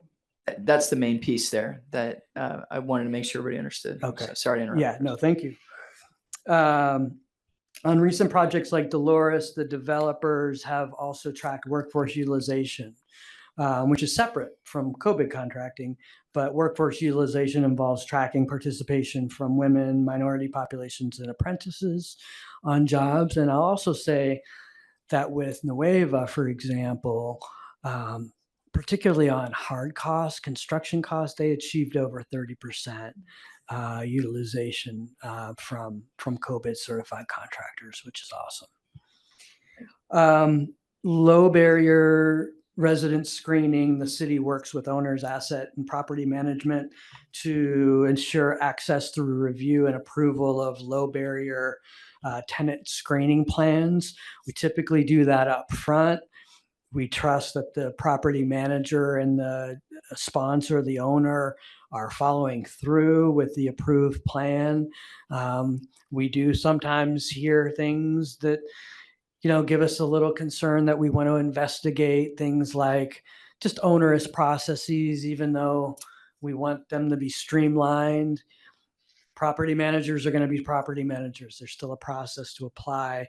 We are trying to streamline as best we can. It helps to work with, we've found our experience has been so far, it helps to work with culturally specific organizations that are more attuned to some of the barriers that can be experienced. Similarly, culturally competent resident services, we review and approve the resident services plans that are relevant to tenant demographics. Another way the city has really led with racial equity, at least on our first couple of projects, is that we selected culturally specific developers in Vienna Star and Hacienda CDC. And that is a powerful way also that racial equity is manifested. Next slide. Finishing up, let's look at some general trends and challenges in the affordable housing industry. So not on this slide yet, but I'll say that both the development and operating environment, which has never been easy in affordable housing, is now more expensive and complicated than ever. Cost escalations have greatly increased the cost of affordable housing development, particularly over the past, I'd say, 4 or 5 years. Land, labor, materials are at all-time highs relative to costs before tariffs are even in place. Once they go in place, then we'll see what happens for there. We'll see what happens with labor availability as we move forward. Construction and permanent loan interest rates are high, as are insurance rates that they're carrying for owners and operators. Owning and operating affordable housing is challenging. The 30% units, for example, that are being produced, talking about very low income, special needs populations, high turnover, unpaid rents, other challenges. So staff turnover also at property management companies. It's not an easy job to work at an affordable housing property as a management representative. So I wanted to mention a few of those. On this slide, here are a few others. The lack of available land for new affordable housing construction. So this is a topic we could discuss extensively. I think probably moving forward, we'll be talking about it more. But for now, suffice to say that in order for new construction to take place, land not only has to be vacant or partially vacant, but it also has to be available to acquire for development. And that's where we see a major constraint. There's very little property available for sale on the open market that developers or the city can acquire to build affordable housing. That's why in our housing production strategy, we will be pursuing partnerships with faith-based organizations or school district or nonprofits, or trying to leverage public land as we've done so well so far with our affordable housing. But land available on the market is scarce. That's why when the city contributed nearly 10 acres of city-owned property, along with metro property, TriMet property, it's a very big deal to have these publicly owned properties made available. Finally, as you saw earlier, the Metro Housing Bond funding is wrapping up. We're getting ready to deploy our last $15.5 million. So everybody will need a significant revenue source, especially if we want to continue producing deeply affordable housing, which is expensive to subsidize, family size units, which are more expensive to subsidize, and other housing types. We haven't even gotten into middle income housing yet.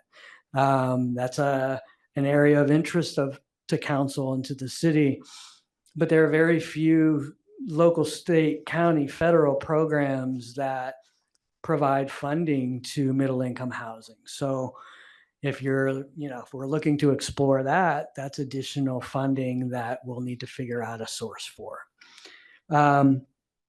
Funding from the federal government and state will be critical also, especially with low-income housing tax credits now constrained, more competitive. The funding at the state level, there's a backlog. There's a lot of competition for state resources. So that's a challenge as well. But all of these challenges are overcome when we stick a shovel in the ground. And I hope to do so very soon with Willow Creek, which will be the next kind of big affordable housing project in Hillsboro. It's going to be exciting. Yeah, I think that's all I've got. We're on a blue slide. Yeah. Blue slide. Yeah. No questions. Just a comment. I think maybe we need to come up with a new name because affordable housing seems like a misnomer with some of those prices I see on there. So maybe a different name. So that's all. It's not you. You're not in control of that. It's just a comment I'm making. No, understood. Agree. I have a couple questions. What is the difference between AMI and MFI? Yes. Good question. Thank you. Technical question. Solve a question. Yeah. See if I can capture this. MFI is median family income, right? So when you're talking about MFI, technically speaking, you're considering that family of 4 as your basis, right? As opposed to area median income, where you could be talking about different household sizes, different income levels. And that's why when you're talking about AMI, those tables that I showed you are so important so you can understand the different levels. Yes. But to be honest with you, Counselor, a lot of times you'll hear those interchangeably. But I hope that my answer helped you with the nuance. Yes. And so for slide number the one that has MFI, the affordable work. So that says MFI versus AMI, but that just basically for us means AMI family of 4. MFI family of 4. Area median income is based on a family of 4. When you saw that total number, maybe we can go back to it. But a lot of, yeah, there you go. So MFI is usually going to be assuming a family of 4, okay, when you see different MFI levels. Yes. AMI is based truly on a family of 4. However, we refer to AMI far more often because you're talking about different household sizes. May not be a family at all, maybe an individual, right? And that's where AMI is probably more relevant to use. That's why we're using that more nowadays. Oh, you're taking us way back. Which slide number is that? I don't see a number, but I think it's 20. So that one has MFI. So so that just basically means it's AMI family of 4. Yeah. Is what, right? Yeah. Right. Yeah. All right. And again, there's a lot of times where they're used somewhat interchangeably. But yeah, thank you. Thank you. Chris, I have a question on the community housing fund. Is that a nonprofit? Is that a county agency? You described how a lot of housings are county agencies, but this appears to be more of a nonprofit. And it sounds like you're just sort of like utilizing development funding to kickstart some of this stuff. That's right. Yeah, no, it's a certified CDFI, a community development finance institution. So not a creature of the county in any way. I think they may have provided some seed funding way back when at the very beginning. And we contribute, Beaverton contributes, Washington County does contribute, but they're an independent financial institution. So I'm a board member now. They asked me to serve on their board, so that's nice. But yeah, they are a separate agency. Your reference entity. Sorry. Yeah, sorry. Separate entity. You reference housing authority. You might be curious about that. That is a little more nuanced. That is closer to county government. Okay. So So the community housing fund is actually a financial institution it may or may not be organized as a nonprofit. We don't know particularly. Is it a nonprofit? I believe it is. Okay. Yeah. They have a board of directors and They stuff. do. right? Yes, yes, Right. yes, yes. Okay. And the 3.5 million, is that the SIP dollars that have gone over since the last 20 years? Is that what that means? Is that a cumulative amount? No, the 3.5 million is what has been loaned in Hillsboro for projects cumulatively. By the community housing. Correct. Got it. Yeah. All right. Yep. The 80,000 a year that we contribute is what comes out of the SIP. That was the SIP. Yeah, 100,000 now. Yeah. Yeah. All right. Thank you. Yeah. And then is the metro bond, is it gonna be, are there plans to renew it? Not currently. No. Metro has been very clear about that politically they do not have an appetite for putting Metro Housing Bond 2.0 on the ballot anytime soon. Of course, there's been a lot of discussion about the supportive housing services measure, but that's a different deal. That's not, they're exploring the potential to use a portion of that potentially for regulated affordable housing. But I think that if that happens, it'll be very narrow to permanent supportive housing as it relates to serving homeless communities. And it won't be of the size or scale like we had access to originally. So it's not a fix for the funding cliff that we're facing in terms of the SHS dollars for sticks and bricks at least. And how many more years do we have for the supportive housing service? 2030.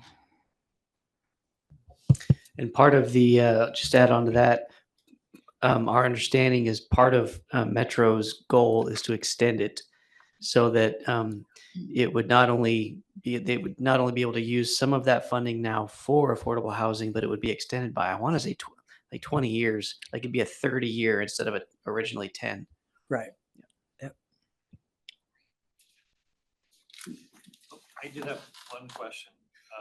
It occurred to me, and you talked about vacant land, available parcels, and that sort of thing. Is there an ideal range of size of properties that you need to make this pencil out for people? And are there a lot of blocks available? I mean, whether they're for sale or not. Are there blocks available like that? And are they in a particular, are more of them in a particular geographic area of Hillsboro? Can you enlighten me at all on that? Again, what's our inventory? I'm sorry. Oh, yeah. We could probably tag team this one, but it depends on underlying zoning largely relative to parcel size. But for apartment projects, for regulated affordable housing, multi-unit apartment buildings, typically you need 50 units minimum for it to pencil. You really don't have developers trying to do 15, 20 units, just does not pencil that way. So their economies of scale is such that they need to be able to get 50 units on a site. In my experience, that means you're looking for an acre minimum. But it depends on the zoning, and there are some density bonuses that are available both here locally and at the state level that can help. You had a question about, are there any particular geographic locations? Maybe that's where I'll kick it over to Dan. Yeah, so Chris talked about the minimum size, and while we've looked across zones, I think about some recent work we were doing before we kind of focused into both the Dolores site and the Willow Creek site. Is there's not a lot of inventory, especially either vacant sites, which is the emphasis here, or significantly underutilized or kind of derelict sites too, because it becomes even more expensive. We're going to go buy a actively developed and used site, whether it's be using for commercial uses or other housing uses, and now we're getting into displacement conversations and the like.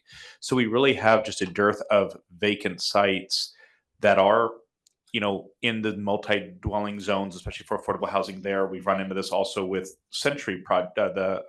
Habitat for Humanity projects, finding sites also for the ownership affordable projects. So it comes down to really a lack of available sites. When we look at the areas where typically there have been vacancies in the past, there have been a couple sites in the downtown area that have been underutilized. Largely, those have now been somewhat accounted for either with affordable housing development projects or other development projects. The Amber Glen Tannersborn area was an area for a while that is now virtually entirely accounted for in terms of the vacancy. This is back to the buildable lands inventory conversation. And we've been looking up and down the TV highway corridor into the South Hillsboro new growth areas where has been vacant land to try to acquire and secure sites there. But that really is it. When we were looking for our final site, I think there was a immense list of 4 or 5 sites that we were kind of actively looking at. And when we were looking at them, we also were competing with other multi-family residential developers or other developers wanting to put things on those sites. And so that too can lead to uncertainty of site acquisition. It can lead to increased costs of acquisition of the site. All those things factor into play. So I hope that answers the question in terms of where they are and really the limited number of viable sites we currently have. I'll add just one quick thing, and I'm sorry if someone already mentioned it, but another challenge that we have when identifying sites is what those sites are close to, right? Yeah. Typically, you want an affordable housing site close to mass transit, some form, right? Going back to Councilor Salgado's comment in the first part of the work session, you want places where people can walk, for example, to a grocery store or something like that. So that also kind of constrains where it really makes sense to build some affordable housing. I would just add too, we are in the process of exploring some city-owned parcels along Brookwood Parkway.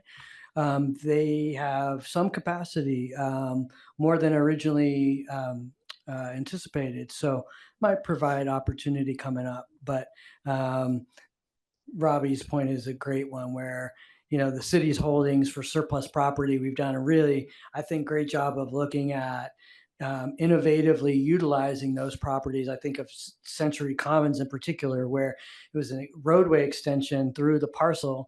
The property was built for the roadway extension, but we said, hey, if there's surplus property, let's use it for affordable housing, which we've done. But those types of sites are dwindling, and especially in high opportunity areas like Robbie's mentioning. I have one last quick one. So MWESB is like a COVID certified entity? Yeah, minority woman, emerging small business, disabled veteran. Thank you. Yeah. All right, we got 3 sections left. All right. Is that right?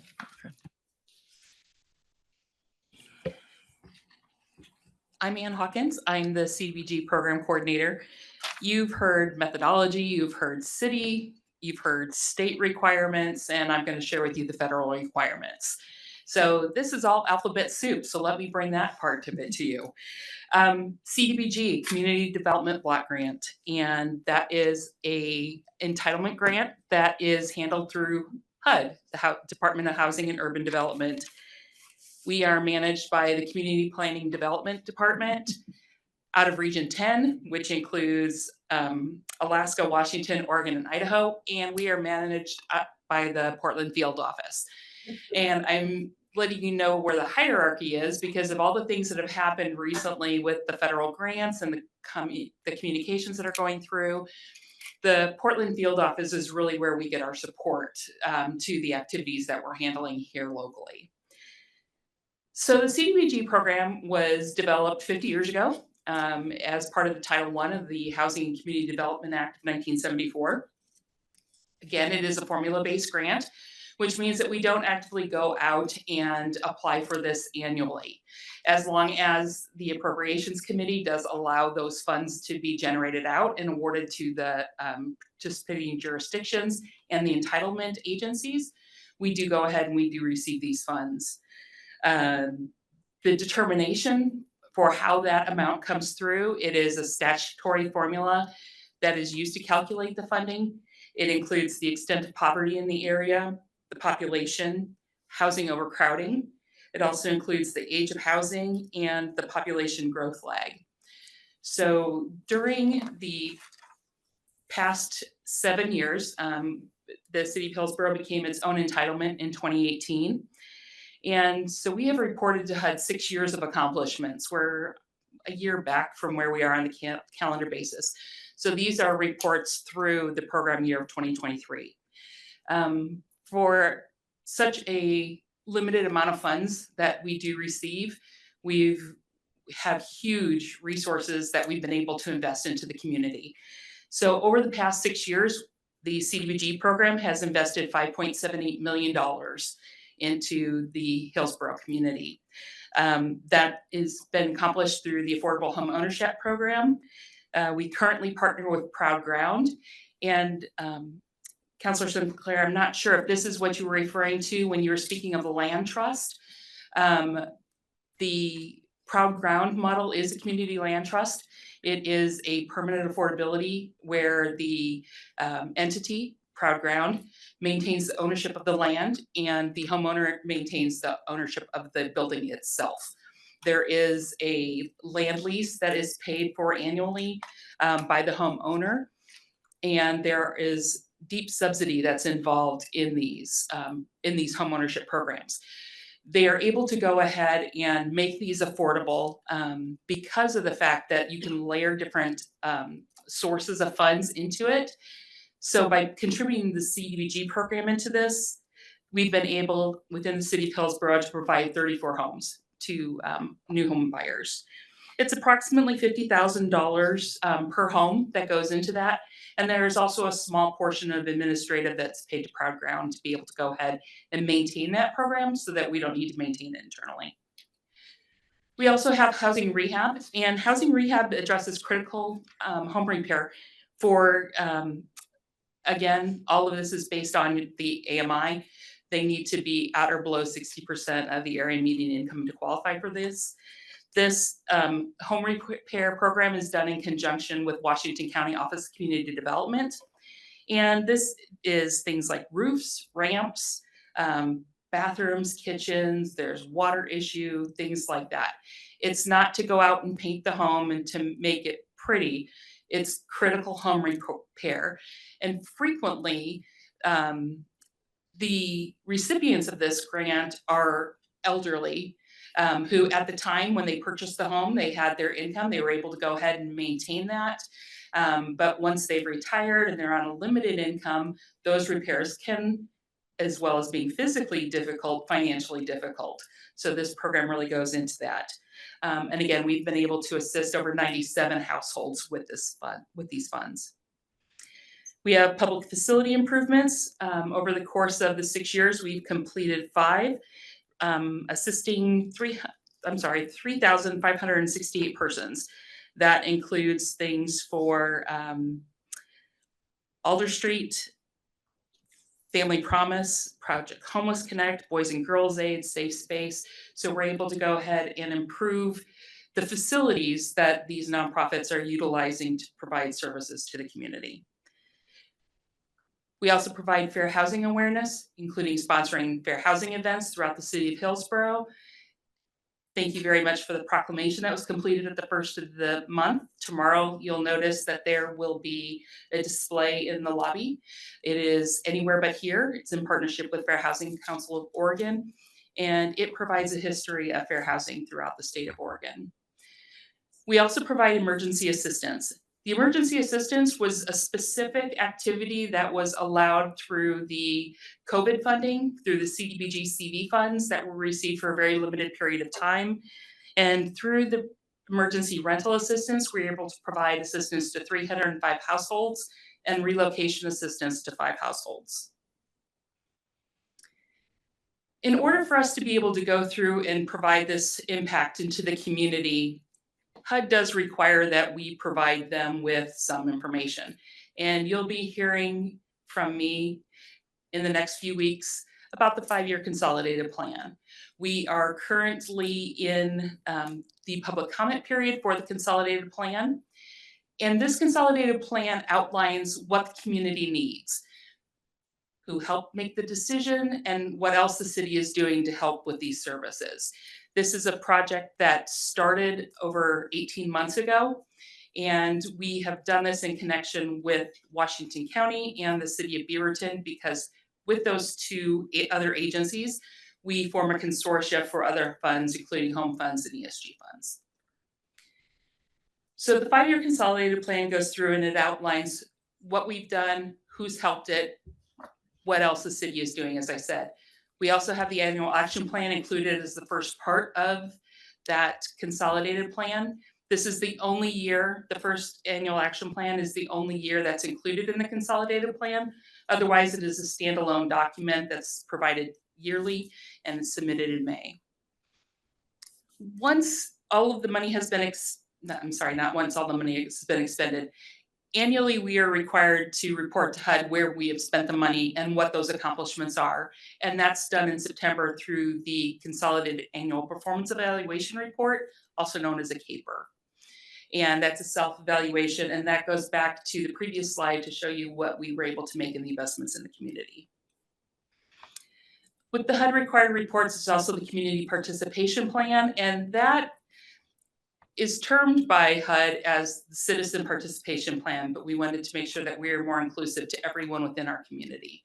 And the Community Participation Plan outlines how we are disseminating the information, how we are accumulating the information, and how we are approaching the community and letting them know this is a resource that we have, this is how we want to invest it, and this is where you're going to be able to see the improvements and changes. Eligibility with the community development block grant, it looks a little different than everything else. Everybody here has spoken of the 0 to 30, the 30 to 50 AMI, 50 to 80, 80 to 100. With these income limits, under the CDBG program, you can go up to 60% area median income. So the area of people, the community that we are assisting is really the extremely low, low and moderate income families or individuals. This chart shows how many households in Hillsboro actually fall into those categories. And this is based on the JAS data that is provided by HUD and is required to be utilized for the community, for the consolidated planning process. So this shows that, as stated in a previous slide that was addressed by Dan, I believe at the very beginning, 45% of the residents within Hillsboro are rent burdened. And it's a disproportionate impact to those lower income families, because as a result of their income, as a result of our limited inventory, families end up renting down. So if there isn't a unit available for a moderate income family, then they are going to be going to a lower monthly rent, which creates a problem if there's actually a low income family that would be able to afford that. And then it just kind of is a domino effect at that point. For the CDBG program, it's a little different, other than just saying you can help people who are 0 to 30%. One of the availabilities that we have is block groups. And we are able to go ahead and provide, without having to do a survey to find out what the eligibility is for the people in the area. For these areas that are highlighted in the maroon, these are block groups that have 50.44% or more families who are at or below low to moderate income. So we can provide more resources to these areas with a little less paperwork to be able to go ahead and get those services deployed out. The next slide shows where we have invested. Can you just repeat what the maroon stands for? So these are all areas within the city of Hillsboro that have a significantly higher percentage of poverty, low income households. So in order to provide services to what they would call a low moderate area, You have to have at least 50.44% of that block group at or below 50% area median income. All right, thank you. So this slide shows where all the investments have been made throughout the city of Hillsboro with the down payment assistance, with the critical rehab, and also with the other services facility improvements that have been made throughout the area. Just a quick thing I wanted to point out. You see the cluster of blue for the housing rehab projects south of TV Highway there. Just wanted to point out that those are mobile home communities. Folks within mobile home communities are eligible to have critical home repair grants. And a lot of them are, a lot of our projects are located there. Just wanted to point that out. So in a program or with a repair such as that, you'll see a lot of roofs, you'll see a lot of subflooring disintegrating, and then the improvements being made so that they're actually livable for them, and then they're able to age into place. Within the community development block grant program, we are able to provide investment in public services, public facilities, infrastructure, and housing. However, with public services, we are limited to the amount of money of only 15% of our annual allocation to support that. So we've made a decision not to utilize the CDBG funds for those public service programs. Instead, we have the community grant programs that are handled through a different section, not at my desk.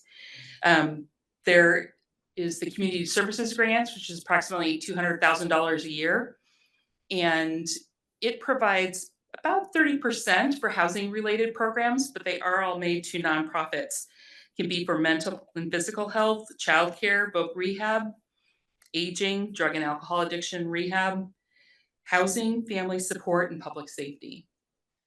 We also have the impact grant, and that's $120,000, and that is a 3-year grant that provides $40,000 per year to about 23 to 26 families for housing stability. Can I answer any questions for you about CDBG?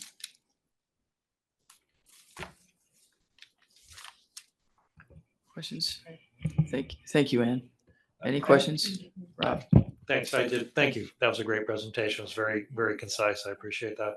Looking at the eligible block groups, are those block groups that you just, that the city puts together? They're not census tracts or anything, or are these They are just, census tracts. They are census tracts? Yes, and Okay. the city does not establish those. Those are established by HUD. Right, that was my question. Correct. That was what they're from. Yes, those are census tracts. All right, thank you. Yeah, I Thanks think again, Ann. mine's, Go sorry, ahead, go I think for it. mine's, so for Hillsboro, how big is the area is basically these maroon? That is correct. That we could deploy funds for sidewalks, street improvements, parks, things such as that. No, sorry, what is the area that is used to calculate how much we would get? How much money we get annually, that has to do with the area, the extent of poverty within the area. So the It has citywide, city limit, correct. okay. And the population, housing overcrowding, age of housing, and things like that. Yep. So currently with this administration, they have indicated that they are going to go ahead and fund at previous years. Really? That being said, that doesn't mean that we're going to get the same amount of money, because there's new jurisdictions that may come in, there's new entitlements that may come in, there may be entitlements that branch off onto their own and are no longer part of a consortia. So even though the funding is static, we won't know our actual allocation until probably the beginning in the middle of May. Well, I'm glad to hear that they said that they would continue it. Yes. Yeah. So there may be a bit of a decrease, but we just won't know that. So when I come before you in May 20th, then we'll be addressing the final amounts. We'll have those totals available for you. Great. Thank you, Councilor. I took a tour of Nueva Esperanza a couple of months ago, and they had like a home ownership program office. Is that part of this, or is that something completely different? And then similar question with some of the other services offered in the program. Do we use community action for that, or is that separate from this? To answer your first question about Nueva Esperanza, that is actually handled with BNSSTAR. So Right, they sorry. are able to go Yes. ahead and they utilize, if I'm not mistaken, I believe they utilize home funds or county CDBG program dollars for that. They are not funded out of our CDBG funds, and that goes back to being a public service. So that limits our money. So we would actually go ahead and use the county or the city dollars that we utilize for the other grants. And then, I'm sorry, the second part of your question, community action. We have dealt with community action, or we have contracted with community action for the rental assistance portion of it. The only other agency that we work with separately that we don't maintain or fund directly is Washington County Office of Community Development for managing that housing rehab program. Great. Thank you, Ann. We appreciate the briefing. Okay. Planned areas. All right, so this is a one slide section, so we'll be back to a blue slide in just a second, but this is really to serve two purposes. One is to ground the next part of the presentation where we're going to get into some pretty heavy data, and we're going to break some of the data out by geographic areas where we see the greatest amounts of activity of development. And so we will often refer to the areas that are in these darker green as target development areas, because they're areas that between our planning and policies, the deployment of some of our programs, where the market is most able to react, where some of the greatest capacities are, fall within those geographic boundaries. And many of them should be familiar to you given conversations you've been having. Downtown, for example, we've talked a lot about that this evening. Arenco Station, Tannersborn, Amberglen, South Hillsboro, Witch Hazel Village, and then Witch Hazel Village South. The area that's in the medium shade of green is the rest of city limits where there is heavy amounts of residential, but a large part of that is built out usually in lower to medium density neighborhoods. Jackson School neighborhood, for example, some of the Reedville areas, Hawthorne Farm neighborhoods and the like. And so while there's efforts and policies in place there, we don't see quite as much concentration, in part because those areas have been largely built out over the city's last 3 to 4 decades worth of history. The last remaining pieces on this target development areas is you'll see the green district of the North Hillsboro Industrial District, as well as Jackson East on the north side. That is less relevant directly to the residential conversation, though it will be a target development area that will be a sneak peek for your next Hillsboro one-on-one training, where we will talk with our peer departments in public works, water, parks, and the like, of where and how we take things like the economic opportunities analysis that you heard in your last 101, the housing needs analysis and production strategies that you've heard this evening, and then really start to pair that now with infrastructure plans and development policies and code standards and finance plans to really encourage and support the ability for development activity to continue both in the residential space and in the commercial and the industrial space. Before I move off of this, the lightest shade of green that you see is really just to give reference to the rest of the metro urban growth boundary, given that when we're in the development in the conversation space, or we might be getting remanded on a housing production strategy because of conversation tied to the urban growth boundary, just to give you a geographic reference of what we're referring to there. And then lastly, the yellow that is on this map are the established urban reserves that we have to work with currently as a byproduct of House Bill 4078. We've talked a little bit about that. Those are located, as you can see, in the south end of town, adjacent to Witch Hazel Village South and South Hillsboro. Those areas have long been contemplated for residential development. So part of the reason why that was included in our housing production strategy and somewhat identified in the housing needs analysis. The small area to the north was an area that was brought in as part of that planning. There is somewhat of a small residential community there that had not expressed a strong interest to join the city, but our city has kind of grown and planned around them, so we want to engage them. But as of right now, there is not a urbanization plan specifically for that area.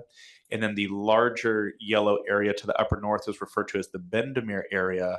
That is an area that the city with our partners at the county and metro during the urban reserves planning process in the mid to late 2000s didn't really fully look at it as an urban reserve at the time.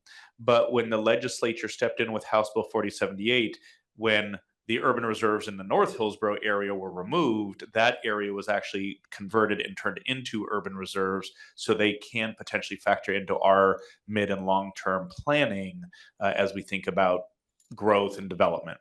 So that is this section. I'll pause there, but again, it was to give you a sneak peek of a little bit of framing for the next 101, but really as we now break into the final section around some data and analysis, just to give you a geographic reference in case any of you were not remembering or familiar with Amber Glen, Tannisbourne, downtown, South Hillsboro, and the like. Blue slide. Thanks, Dan. We're on a blue slide, right? Yeah, we are. Okay, good. Yeah. So the yellow in the upper right hand, I can't remember what the Vandermeer Reserve. Currently, what is that a big loss? Is it farmland? What is it? It is very similar to what we see elsewhere. It is primarily east. If you look, you can see Cornelius Pass Road on the map. It's the gray line that kind of bends up to the upper right.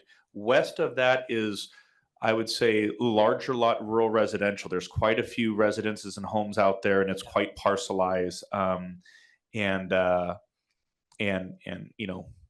constrained, if you will. The area to the right of Cornelius Pass Road is mostly grass seed and farmed agricultural areas. There's a pretty significant riparian corridors throughout that, so there's a lot of environmental protection areas in that area. And it is immediately north of the Rock Creek neighborhood that currently is in unincorporated Washington County. And that's West Union Road on the south boundary of the Vandermeer, is that right? Correct. And then 185th on the east boundary of that as well. What land was taken out of the urban reserve? Was it the parcels just to the west of Jackson? The areas that were taken out on this map, and we'll bring another map at the next presentation that talks about this, the areas that are basically in here, if you can see my cursor, were the areas that had been approved and designated as urban reserves as part of that process. And then there was additionally about 500 acres here on the northwest corner of Helvetia Road and Highway 26 that were also urban reserves. And then about 250 acres, I keep losing my cursor, sorry. About 220 acres that came this way that were undesignated. And if we need a primer refresher on what those different categorizations mean, I'm happy to do that either now or when we come back at the next 101. All right, thanks. Yep. Really quick, just holding true to the council rules, 9:30 time check. I do believe we can be done by 10 o'clock. We have about 6 slides left, so I just want to make sure everybody's okay continuing on. What happens if we don't finish by 10? That's a Nobody gets to match. decision. Yeah, decision by the council if you want to finish by the or finish. You just start building houses. Do we just like cut off the presentation and come back, or? We could. Okay. It'll depend. That's totally up to the council if you want to. So And if you need to go, you can also call in, Mhm. right, and listen as we're going through the rest of it if you need to get back. Yeah, no, it's just a question. How long do we expect this to take? Assuming there's no questions from me, let's go. It'll be Well, you can interesting. tell them no. I'll So just 5 minutes or questions. from you, increasingly start 20. talking faster. Yeah. Just kidding. So we have about 6 slides. They're primarily data-driven slides, and so we do think there's a fair amount of maybe questions and conversation that would be helpful here, but that really is at the council's leisure and discretion. I can cover the slides themselves probably in about 10 to 15 minutes with reasonable clarity. All right, what are we thinking? Yeah, it works for you. Anybody else? Yeah, Saba? Yep. Let's do it. Rob? You in? Warning, these will harken back a little bit to the Yeah. first 101. It is very data heavy. So if anybody needs to stand up really quick to get the blood flow going, please do so. And if not, we'll jump right in. So, yeah, I think I'm fine. I won't ask questions, but maybe I could have a one-on-one later. We can definitely do that as well to follow up to what Robbie said. All right. But I think there might be some questions. So we're happy to, again, entertain however. So I'm just going to jump right in. The first presentation slide in this section really seeks to bring together data that comes from a lot of what you've heard from tonight. So this is a very meaty table, but on the left is the breakout. On the upper left is the different housing affordability ranges that we've been talking about. As we move to the right, there will be 3 sets of columns. There's the H&A, which is the housing needs analysis. Dan talked about that in the early part of the presentation this evening. You can see the 14,000 total units that we're projecting needing there, a breakout by the different affordability ranges. And I'll get to the middle part of the table here in just a minute. And then at the bottom part of the table is if there has been land capacity and demand evaluation done, what were the findings included there? So you'll find that in the H&A sets of columns. Then in the middle is the H&A alternatives analysis. Similarly, that's what Dan covered earlier. Those numbers are higher because we believe that reflects a little bit higher population growth rate and a truer demand of housing. Similarly, that gets broken out. And then on the far right is the OHNA, OHNA, which is the Oregon Housing Needs Analysis, which we did not cover in depth tonight. We can cover at a future meeting. That was an effort conducted by DLCD, the Department of Land Conservation and Development, as part of the state and the governor's housing production strategy, where they evaluated with certain methodologies which cities should produce how much and what affordability of housing, and then made allocations statewide. So our Hillsboro allocation of that was for 13,000 units. You can see that there is a higher proportion of those 13,000 units in the affordable and deeply affordable ranges, and that OHNA did not account for or speak to land capacity. And so we are still interfacing with that, unpacking lots of that, and we'll come back for future conversations there. The big piece we wanted to highlight with this slide is just a comparative piece so you can see how the different efforts and both planning evaluations and assertion of what we believe the need will be brought into a single location. The second piece is as we look into these middle areas of the slide, you can look at what would be the 20-year need of local subsidy, back to what Chris Hardy talked about, to fund that much of that affordability range of housing. And we say local subsidy because, as Chris was noting and Ann also touched on, there are federal, state, regional in some cases, and local subsidization or contributions that go into the delivery of deeply affordable housing, especially in that regulated affordable housing space, especially 60% and below.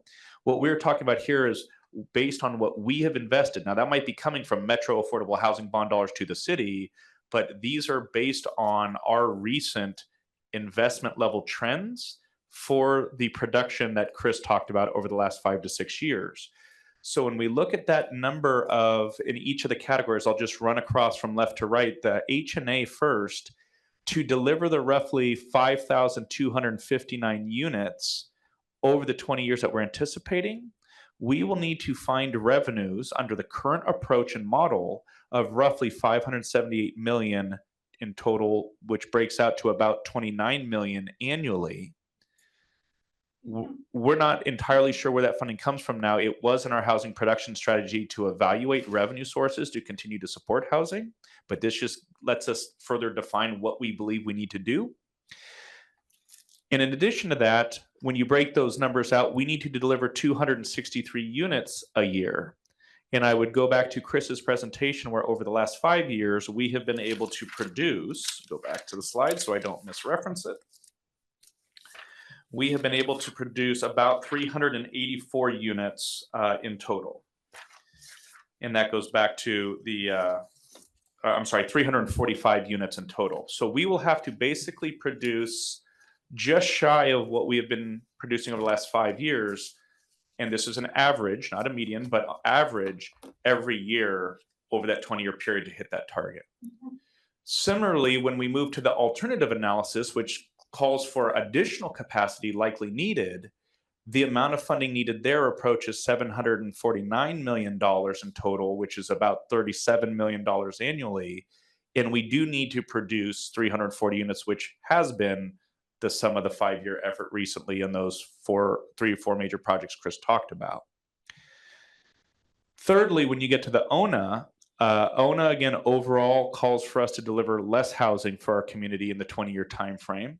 It does call for more deeply affordable units. And so there you see a $624 million total cost anticipated to be local with about a $31 million annual need.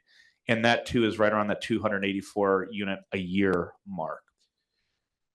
So we need to, and are trying to frame this as a staff and as we're evaluating this, not to be overwhelmed, but to truly define what we believe the need to be. So then we can effectively evaluate how feasible is that or not, and how might we begin to approach that given many of the action items in the housing production strategy, the programs we seek to operate, and how we respond to that. Any questions on this side before I move on? And I will call one by one because they get incrementally just indents and into different areas too, pretty disparately. Just one question. So for the owner, are we is the city, are the cities required to do that, or is it a suggestion? Like what is? We were just in a presentation actually this morning at the chamber, and we've been having other engagements here. There is a relatively new state agency, somewhat attached to DLCD, called HAPO, the Housing Accountability Production Office, that was created by the governor's housing package last year, Senate Bill 1537. And it is our understanding that the allocations will be tracked, and there will be support and also accountability to jurisdictions to ensure those housing units are produced. What we are not able to probably fully present on this evening, we can come back with, is more specifics of how we anticipate that happening. HAPO is recently formed and structured and evaluating that themselves. So we're staying very close and engaged on that front. Maybe just to wrap up this slide too, I wouldn't, there's a lot of detail here, but I think really the general takeaway that is important is there's no way that we have identified to accomplish what needs to be accomplished here. $30 million a year, almost, or close to $40 million. There is no funding stream right now that would do this. This isn't just Hillsboro. So I think we just wanted to show the magnitude of what we are being asked, and you can see how complicated and challenging this is. Also, looking at this, it honestly doesn't really matter if we're using the alternate numbers or the okay. You look at it. So the takeaways from this slide are just, we are trying to track and the best we can align across very similar but different efforts, and really with the intent to try to continue to plan for, position, and produce the housing that we believe our community needs really over the next 20 years, and try to satisfy the obligations, whether it's in a friendly space or an accountability space, whether that's to our community, to a state agency, whatever the case might be, how that production will work. And it does boil down, there is financial needs that need to be addressed, and we're trying to frame those so we can figure out the best way to try to address them. And there is continuously this underlying current of where does the capacity also come from, the staff capacity, but more important, the actual physical land capacity.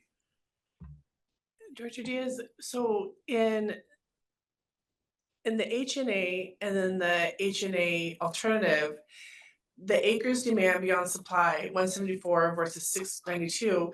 Why is that such a difference? Is it middle housing? It's a blend of the type of housing. And so we were going to correct a statement made earlier. Dan and I were talking about this a little bit as we started this presentation. Those are gross acreage numbers. We also track the net acre numbers. Those become important, but we won't get into that in this late hour. But the reason why that additional acreage is needed is in part because we're looking at an additional 41, almost 4,200 units. But we also break that acreage need out of how many of those units will be in a higher density multifamily footprint, similar to the question Chris answered of what's the optimal size and density. And we also look at about half those units going into a middle form, single family attached or triplex or duplex or townhouse, and single family detached, to try to continue to allow housing choice and ownership options as well. That usually is done in a little bit lower density format. So you do need a little bit more acreage or a lot more acreage to account for that additional capacity of housing. Think about South Hillsboro and the 8,000 units there versus Amber Glen and the 3,500 units there. That's a segue to the next slide coming up. And my last question is, so SDS systems, System development charges, STCs? No. Systems development services. Supporting housing services, SHS? No, I'm so sorry because I'm messing this up. No, when we have new development, there's new taxes to do with the systems development. System development charges, It is, SDCs, yes. Okay.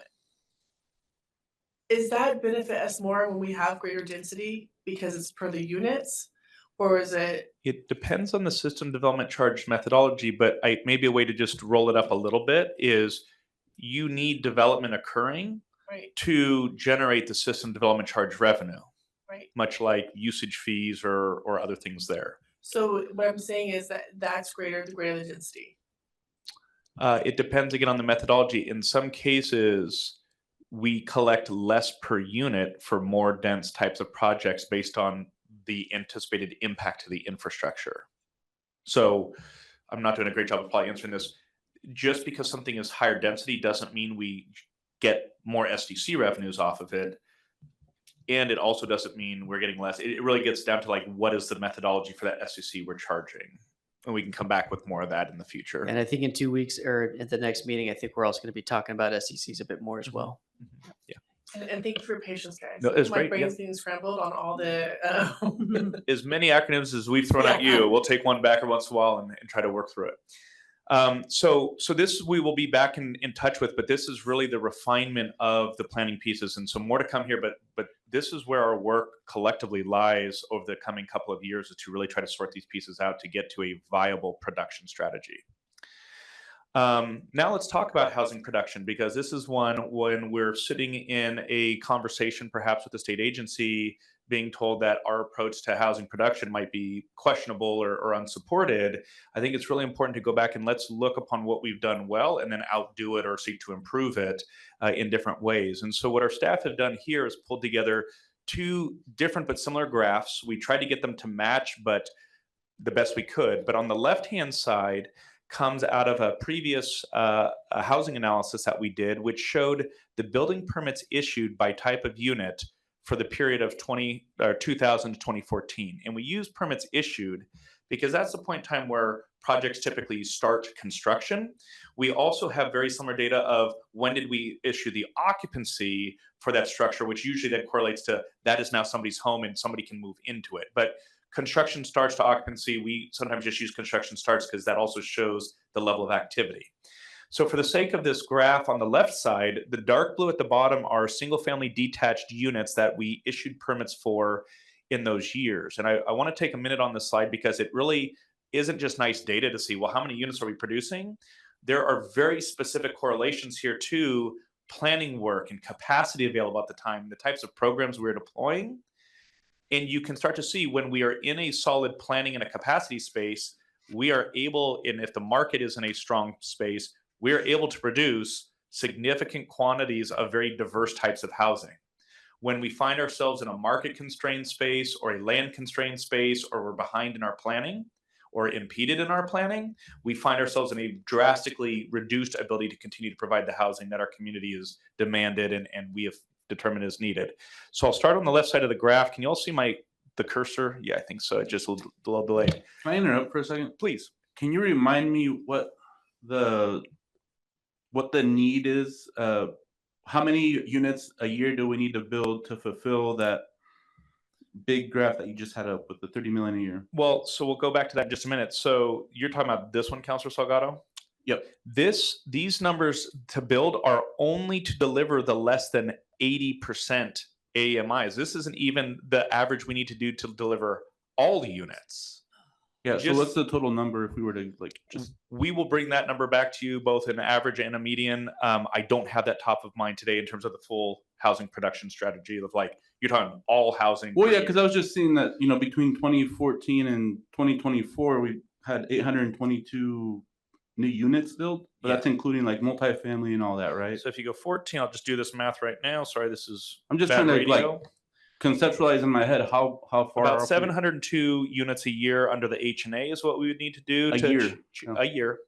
And then under the alternatives analysis, and these are averages, I don't mean that snarkily, I'm just the way I'm doing the math, divided by 20 is about, so under the alternatives analysis, we're looking at, sorry, this is painful for everybody to listen to. I like it. Is about 909 units a year. 909 units a year.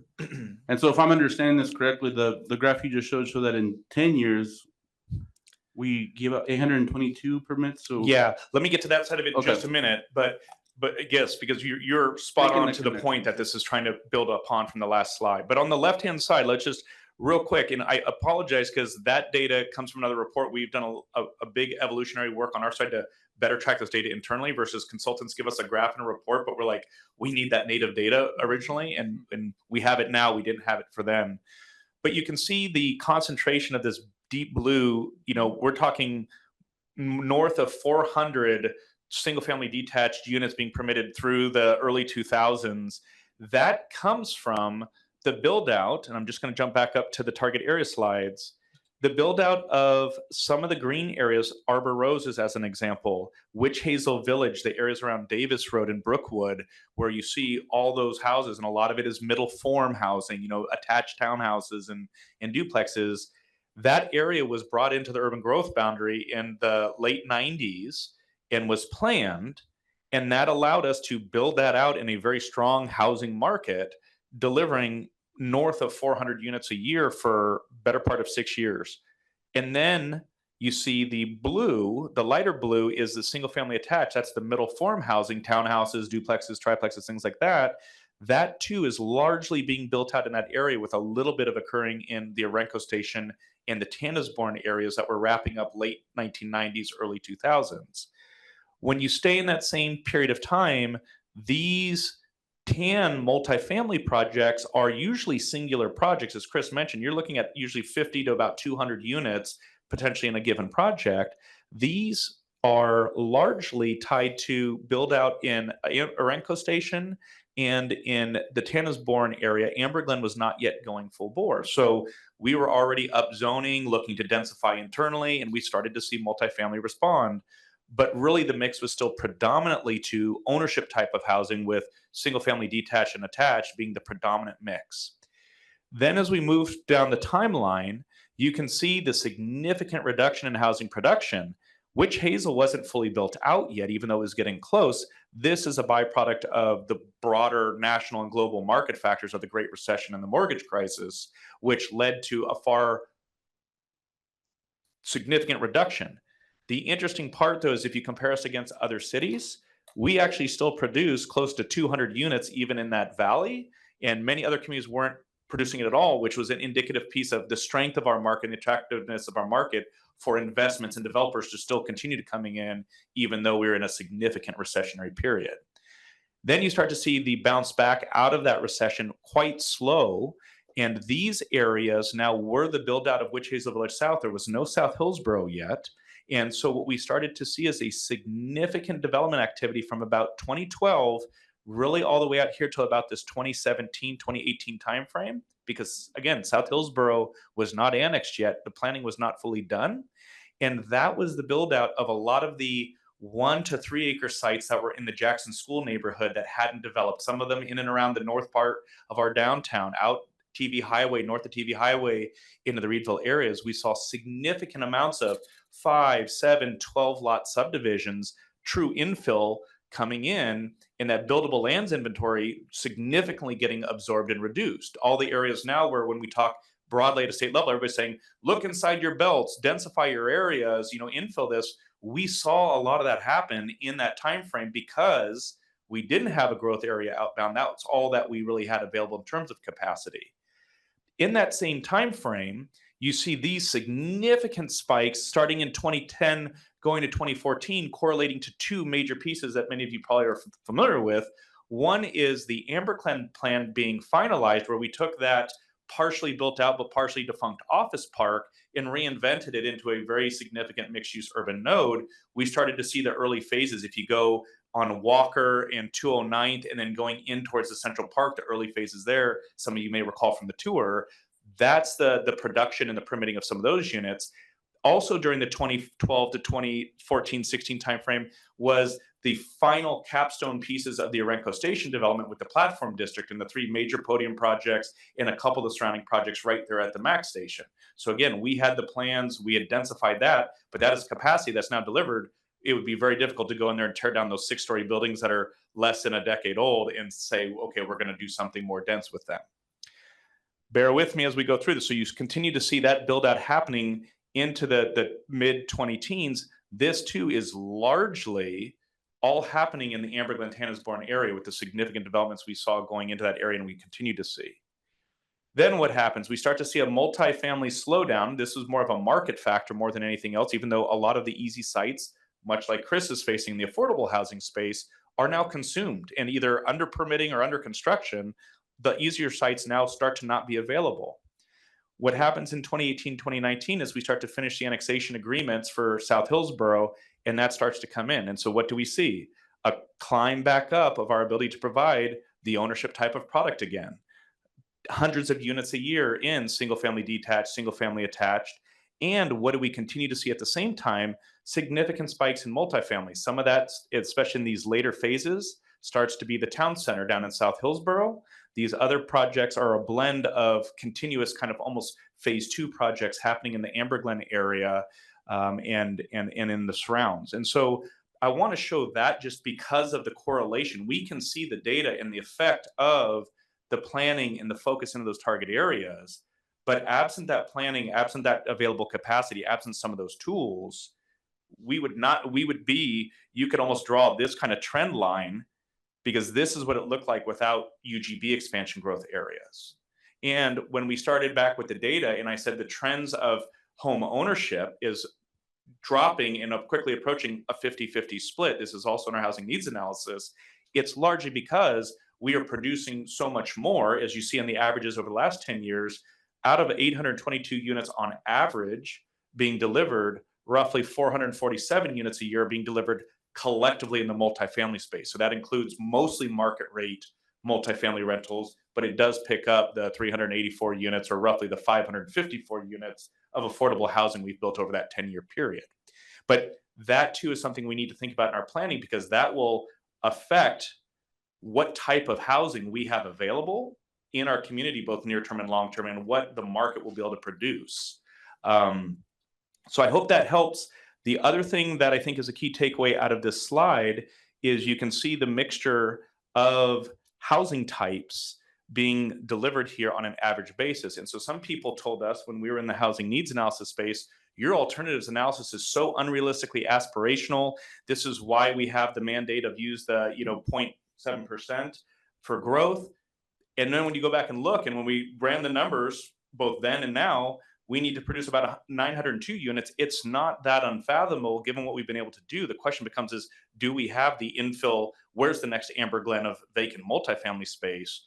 And or where are the next Witch Hazels or Witch Hazel Village South or South Hillsboro in the expansion space? And so that's why we put these averages together to test ourselves and our own abilities and assumptions, but also to respond to either some of the constructive criticism we get externally or just straight criticism we're getting externally. Any questions on this one before we move to the next slide, which now breaks this out geographically? How many of the units in the last 5 years, I'm assuming your affordable units that were built subsidized are included in these numbers? Correct. So how many did the market produce and how many are subsidized housing?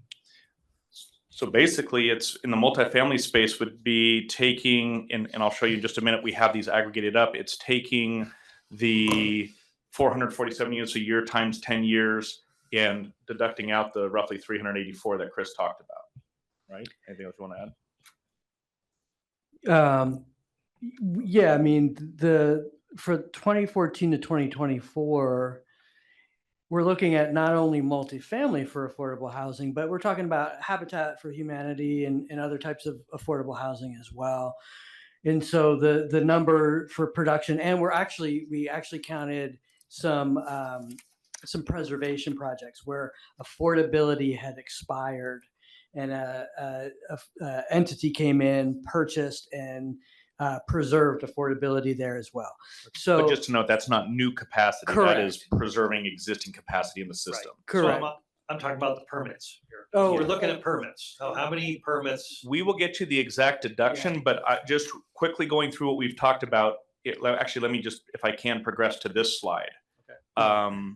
And because this shows that the total piece we took out, just so this was legible, but of the multifamily units you see here, which would be about 4,000, about what 400, 400, 500. were subsidized. The rest were market delivered. That's about 5,000.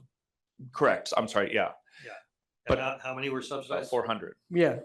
So less than 10%, just of that amount. And it looks like all of these total look like they're about 9,000. Mm-hmm. Correct. So 400, so less than 5% are Mhm. counted there. So the market's been able to produce most of these units. Correct. Oh, yeah.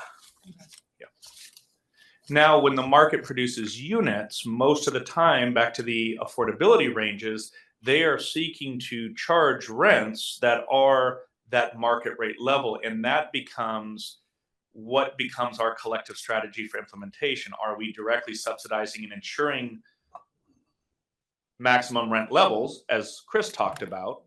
Are we trying to continue to produce volume number of units, albeit the majority of them will be at a market level, or where and how can we continue to blend and evolve off of that and into a greater mixture? Well, part of my point is that if we increase the number of subsidized units annually by 300, then that means we're going from 900 units to 1,200 units. Or is the market not going to be able to produce 900 units because now there's only so much land inventory and it's crowding the market out and it's producing all subsidized units? Bingo. Or not all, but many more subsidized Yeah, units. that's exactly right. Because if we don't have more land that's accessible, if this is how many we got, Mhm. either the cost is going to go up, subsidies are going to go up, market rate units are going to go down. Mhm. If that's the choice. And it seems to me, just listening to this data, that we're saying whether it's 260 new units or 340 new units every year, depending on which needs analysis, let's call it 300 new units a year. And we're doing about 40 in the last 5 years. That seems daunting. It seems like we don't have the land inventory to do this, or it's going to crowd out market potentially is a blowback on this. It's going to increase the cost of doing this stuff. And I'm sitting here wondering, are we on the Titanic? Because, or do we need to change the way we think in this state? Because it seems like we're here talking about doing something that I feel like is impossible to do. And so I don't even understand why we're going to 10 o'clock. I mean, I don't mean to flip about it, but I'm going, wow, this is a lot of information. I always sort of knew this was a problem, but looking at these numbers we've got, looking at LCDC remanding this back to us, knowing that we have to do $30 million a year in public subsidies, which is if we have 50,000 households, it's going to be, do people need to pay an extra $600 a year to subsidize their neighbors? Yeah. Do we need to raise minimum wage to $35 an hour so the market produces these housing units? Yeah. I mean, I'm just asking these, it just seems like there's a lot of questions here and I don't have any answers, by the way. Yeah. But I'm feeling like we're spending a lot of energy and maybe the governor's office is too. The problem is statewide, right? This Yeah, whole it's, yeah. it's right. It's not even regional. It's the Pacific Northwest. No, I know that. West Coast. What's the real plan? I don't Because this doesn't seem to be a plan. Make more sips.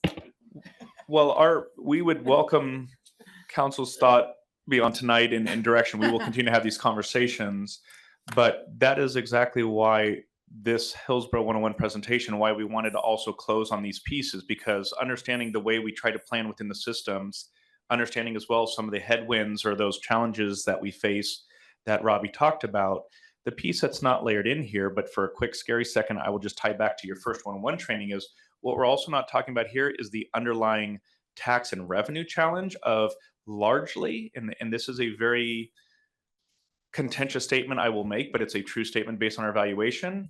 Residential, really of any type, and some of this gets back to the SDC conversation, also is largely not sustainable to provide the levels of services, especially growing levels of services across any area that we talk about with residential development, especially alone. And this is starting to be talked about at LOC and others, but not to conflate that, but that's why we as a staff are really trying to make sure we're focused in the great work that Becky and Dan and team did with the council's approval on the housing production strategy, only to get it remanded back, and why we're trying to take our time to engage with that state agency to really understand why and what is it that they're seeing that we need to be doing better so we can both be open-minded to that, but also stay very close to, yes, we can't solve by ourselves the state problem. We're going to have a hard enough time continue to maintain a vibrant, award-winning community and able to provide the services we seek. Right. But by golly, our community deserves our best with this piece, and then try to continue to interface the best we can at the state and the federal levels. But that's very much why we wanted to ground this, because when we also come to you too and say, do you want to include a UGB provision in the housing production strategy? The easy way to get an approval, it seems like, out of a state agency would be strip that out, because apparently anytime we talk about growth or expansion, it brings a political visceral reaction that becomes massively contentious and very difficult for everybody involved. But at the same time, back to the redevelopment approach, right now the market, short of changing building codes and construction financing, which we can go try to take on those hills, we will not likely see buildings taller than 4 to 6 stories, because that is wood frame. And we're not going to get into this too deep tonight, but that is wood frame construction. If you go north of that, you now have to go full elevators and steel frame construction, which we would start to see 12 stories. But the cost of that, both to construct and the cost of that then for the rents to cover that, what are we really addressing? Lastly, I'll tie back to now your last Hillsboro 101 session is when we're now going into sensitive redevelopment areas like the Cayugas 10th Avenue corridor. And we're trying to delicately think about a equitable development strategy in that area. And that area becomes a potential focus for intensification and redevelopment, because everything from the state is saying, stay within your bounds, maximize the underutilized areas you have. Now you've not only thrown in that financial tax structure, now you have displacement sensitivities, because it is no longer just taking a vacant grass site or a underutilized parking lot. You potentially are swapping out existing housing or existing commercial space for something more.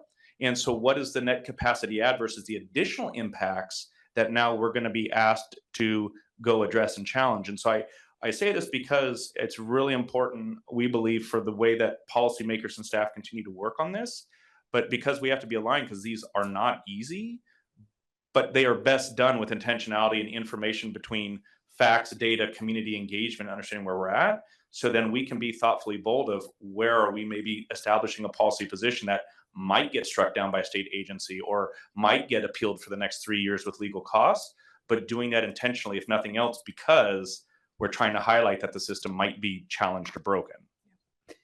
Can't be the only one seeing this, obviously. Is anyone else challenging? Because I know that we have capacity that most cities don't. I was told I need to be monotone in my presentation, so I'm going to try here. To the question asked earlier, we are the first jurisdiction, not that we're wearing this with any sort of pride, to be remanded on our housing production strategy. When we look across, and this is still under evaluation, we don't see noticeable differences in terms of what we have brought forward compared to many other similar cities of our size, some of them in the metro region and the like. One big outstanding difference that was also called out by DLCD was our inclusion of a UGB expansion. When we both asked DLCD and the city attorney's office, is there anything that precludes us from using a UGB or makes that illegal in terms of our community's housing production strategy?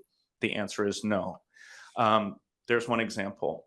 When we went in, the council adopted the economic opportunities analysis that for the first time was trying to get into sub-industry level of analysis and really trying to ground truth that. And many of you that were on the council at the time or maybe tracking that may recall, that was met with visceral reaction, appealed actually by the Metro regional government and Thousand Friends, and DLCD was on the cusp of appealing us there. We were the first of the cities that took that approach. We ended up winning 2 different appeals court's decision, reaffirming our approach and application of the state law in the land use system. What came out of that is Sherwood used our methodology and went a step further, and that's what they used to justify their UGB expansion that also is right now currently being appealed through the courts. Similarly, North Plains has been following that type of a model in that space. So there are others doing it. They're not always at probably the advanced stage of that. And I say that very humbly, but I say that because it does require a lot of extra energy at 10 o'clock at night, but it does require thoughtfulness. And that's something that we will be coming to you in future efforts to ask you, how would you like us to proceed? And how would you like the city's position and decision to be on this? And here's the trade-offs that will affect the outcome of this decision. So those are just a couple of examples. There's a few more, but of where this has come up into the question. Sometimes we are the first or the only ones. Sometimes others are out there and we're willing to learn and take best practices. So that's the reality of where we're at. Yeah. You say reprimand? Is that the word? Remand. Remand. Feels kind of the same, but What it's is different. what is the impact to the city of Hillsboro's work in housing because of that outcome? We What have is to the be very impact of- mindful of that. So with the housing production strategy, and as we said earlier, we will come back probably in a month and a half or two. We're talking with city manager's office to talk about just that because it is an important decision. It, on one hand, could affect our acknowledgement and support from the state on certain things. It could affect our funding for certain programs. It could affect acknowledgement of certain land use plans, which could potentially become an impediment of us doing development or realizing development in other areas. That's pretty consequential. And we're continuing to evaluate what other pieces may or may not be there. In terms of also the implementation work, as we've talked about, we are continuing to do many of, if not all of the implementation tools that are in our housing production strategy, in part because the state program is requiring it and we put it with good faith into our housing production strategy. But make no mistake, we're also doing most of those 21 items, in part because everything we're seeing and everything the community is asking of us and the direction we're receiving from council is in demanding and requiring we put all those tools to the best use we can to try to continue to provide the different types of housing and housing choice and options that we have. So to that end, Councilor Salgado, we will still do that work probably in parallel at this point. But it could affect that work if they come back and were to condition us or to direct us to do or not do something else. Yeah. So the biggest risk is loss of funding from the state. That is one of the bigger risks with this specific remanded decision. If we were to not do anything, or if we were to continue to not get not approval. fix the problem. Correct. Okay. Thank you. Chris, you go ahead and then I'll. Just a general comment that I appreciate Councilor Harris, your observation, and it almost ends up being, daunting, to say the least. It's one thing for the state and, us as municipalities to set these housing production goals, but it's very sobering when we unpack what they mean. And I don't know that a lot of jurisdictions yet have had these really open and honest conversations, ground truthing what it means to try to achieve these levels of production. So I just want to say thank you for your time to sit down with us and unpack this. And I know it's daunting, but it's real. And I appreciate us being real about it. The last question I have is, Director Diaz, are they saying that we're not being creative enough in our zoning and in the products that we're creating? Councilor Sinclair, thank you for the question. What I would like to do with this question is briefly answer it. And then when we come back with the work session, we will bring forward the full response, both from the department as well as some of the testimony that was submitted to the state when our comment period on our housing production strategy was out there, and respond to those large in kind. But in large part, they, being the state, provided us the feedback that we did not provide substantial enough detail in our tools to demonstrate that our tools would be meaningful in terms of implementation. Additionally, they shared that while they were requiring us to remove the UGB action item, that wasn't telling us we couldn't do a UGB expansion. We had the means to do that. And our response simply is, this is supposed to be a comprehensive housing production strategy of all the tools we need and part of a policy basis for us to continue to justify our work. Why does that need to be stricken out? And then thirdly, there was a fair amount of testimony that also pretty significantly, and in some cases, we believe unfoundedly, critiqued us. So one extreme example I'll share, and again, we'll come back and respond to all of these more appropriately with you and with the community as we continue to digest, was an accusation that in South Hillsboro, we had done nothing but segregated our community and produced only single family housing. And that's why this slide becomes so important to refute what we believe to be false claims versus the reality of the policy space and housing production. Because if you look at the fourth column to the right here, labeled South Hillsboro, keep in mind back to that time continuum, the general city, most of those units, this is where our staff are trying to figure out how do we do this table now over time, and it gets very difficult. But those general city numbers, you'll see a very healthy blend of single dwelling and single dwelling attached and multifamily. A lot of that was that infill And a lot of it that happened in the very early part of the 2014 to the 2024 10-year horizon. The number of those permits, if we were to run that just on the last 5 years, would be drastically lower, primarily because the capacity is no longer there. But back to the false accusation, we believe in the testimony, when you look at the mix in South Hillsboro, it is not solely a rich single-family enclave, as the term that was used. It is almost a dead even split between single dwelling attached and single dwelling detached, with almost 1,000 units, almost creating an equal third of multifamily and far denser housing, intentionally planned and designed and delivered, especially in the town center.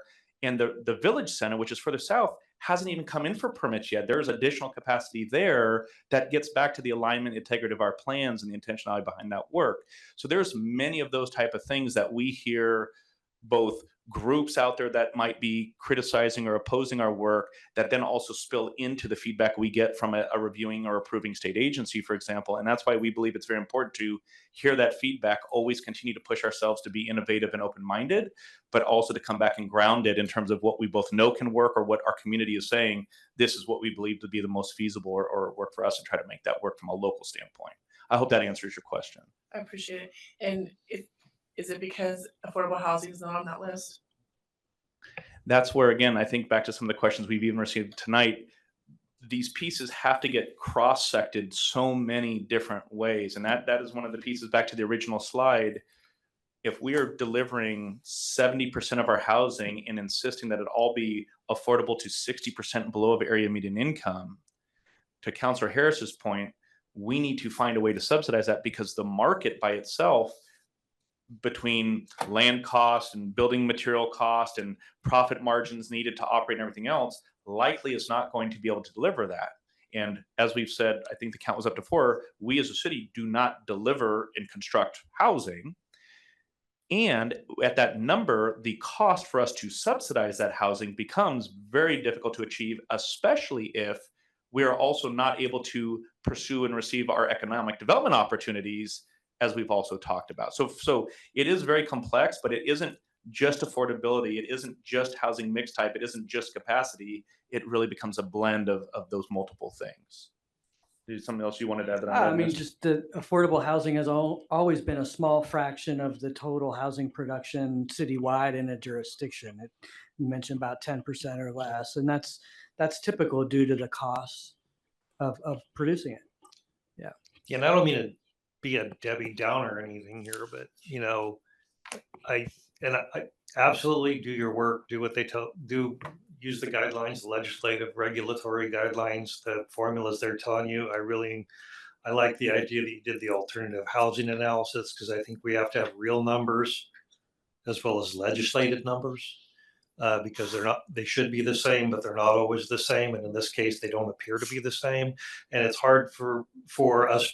It's hard for any municipality to deliver abundance when the regulation dictates scarcity. Yeah, it's a great way to say that. So choices need to be made. We can't make them much at this level. We'll do the best with what we have. It's like you take what you do, you MacGyver it together if that's what you need to do.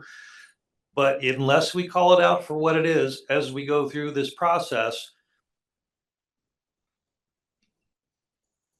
we don't know who it is that should be making the changes.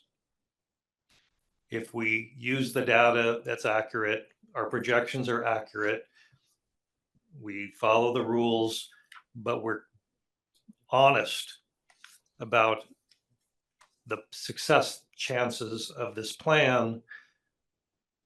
I mean, honestly, that's the way we're going to make progress. So I guess you're right. We do what we need to do, but we're honest about what we believe the results could be.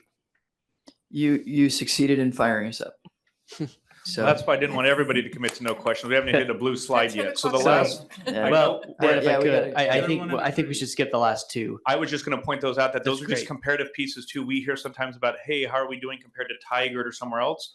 We do evaluate them, but we got to recognize each of those communities too are in their own set of policy space, capacity space, and everything else. But it just was to give the council a bit of a comparative in those 2 generalized categories. That's county data, but just to give you a sense of, now we've talked Hillsboro, we've talked these cross districts. how have we been tracking over those last few years too with other jurisdictions, at least in our peer vicinity? So thank you. We would encourage you to go and review those too. If you have questions, let us know. But it is really helpful data. Mhm. But given the time and the conversation, it feels like a really good time to stop. I just wanted to say a couple of quick things. First of all, thank you to the staff. Yes. This is a wonderful job. Thank you. Yeah.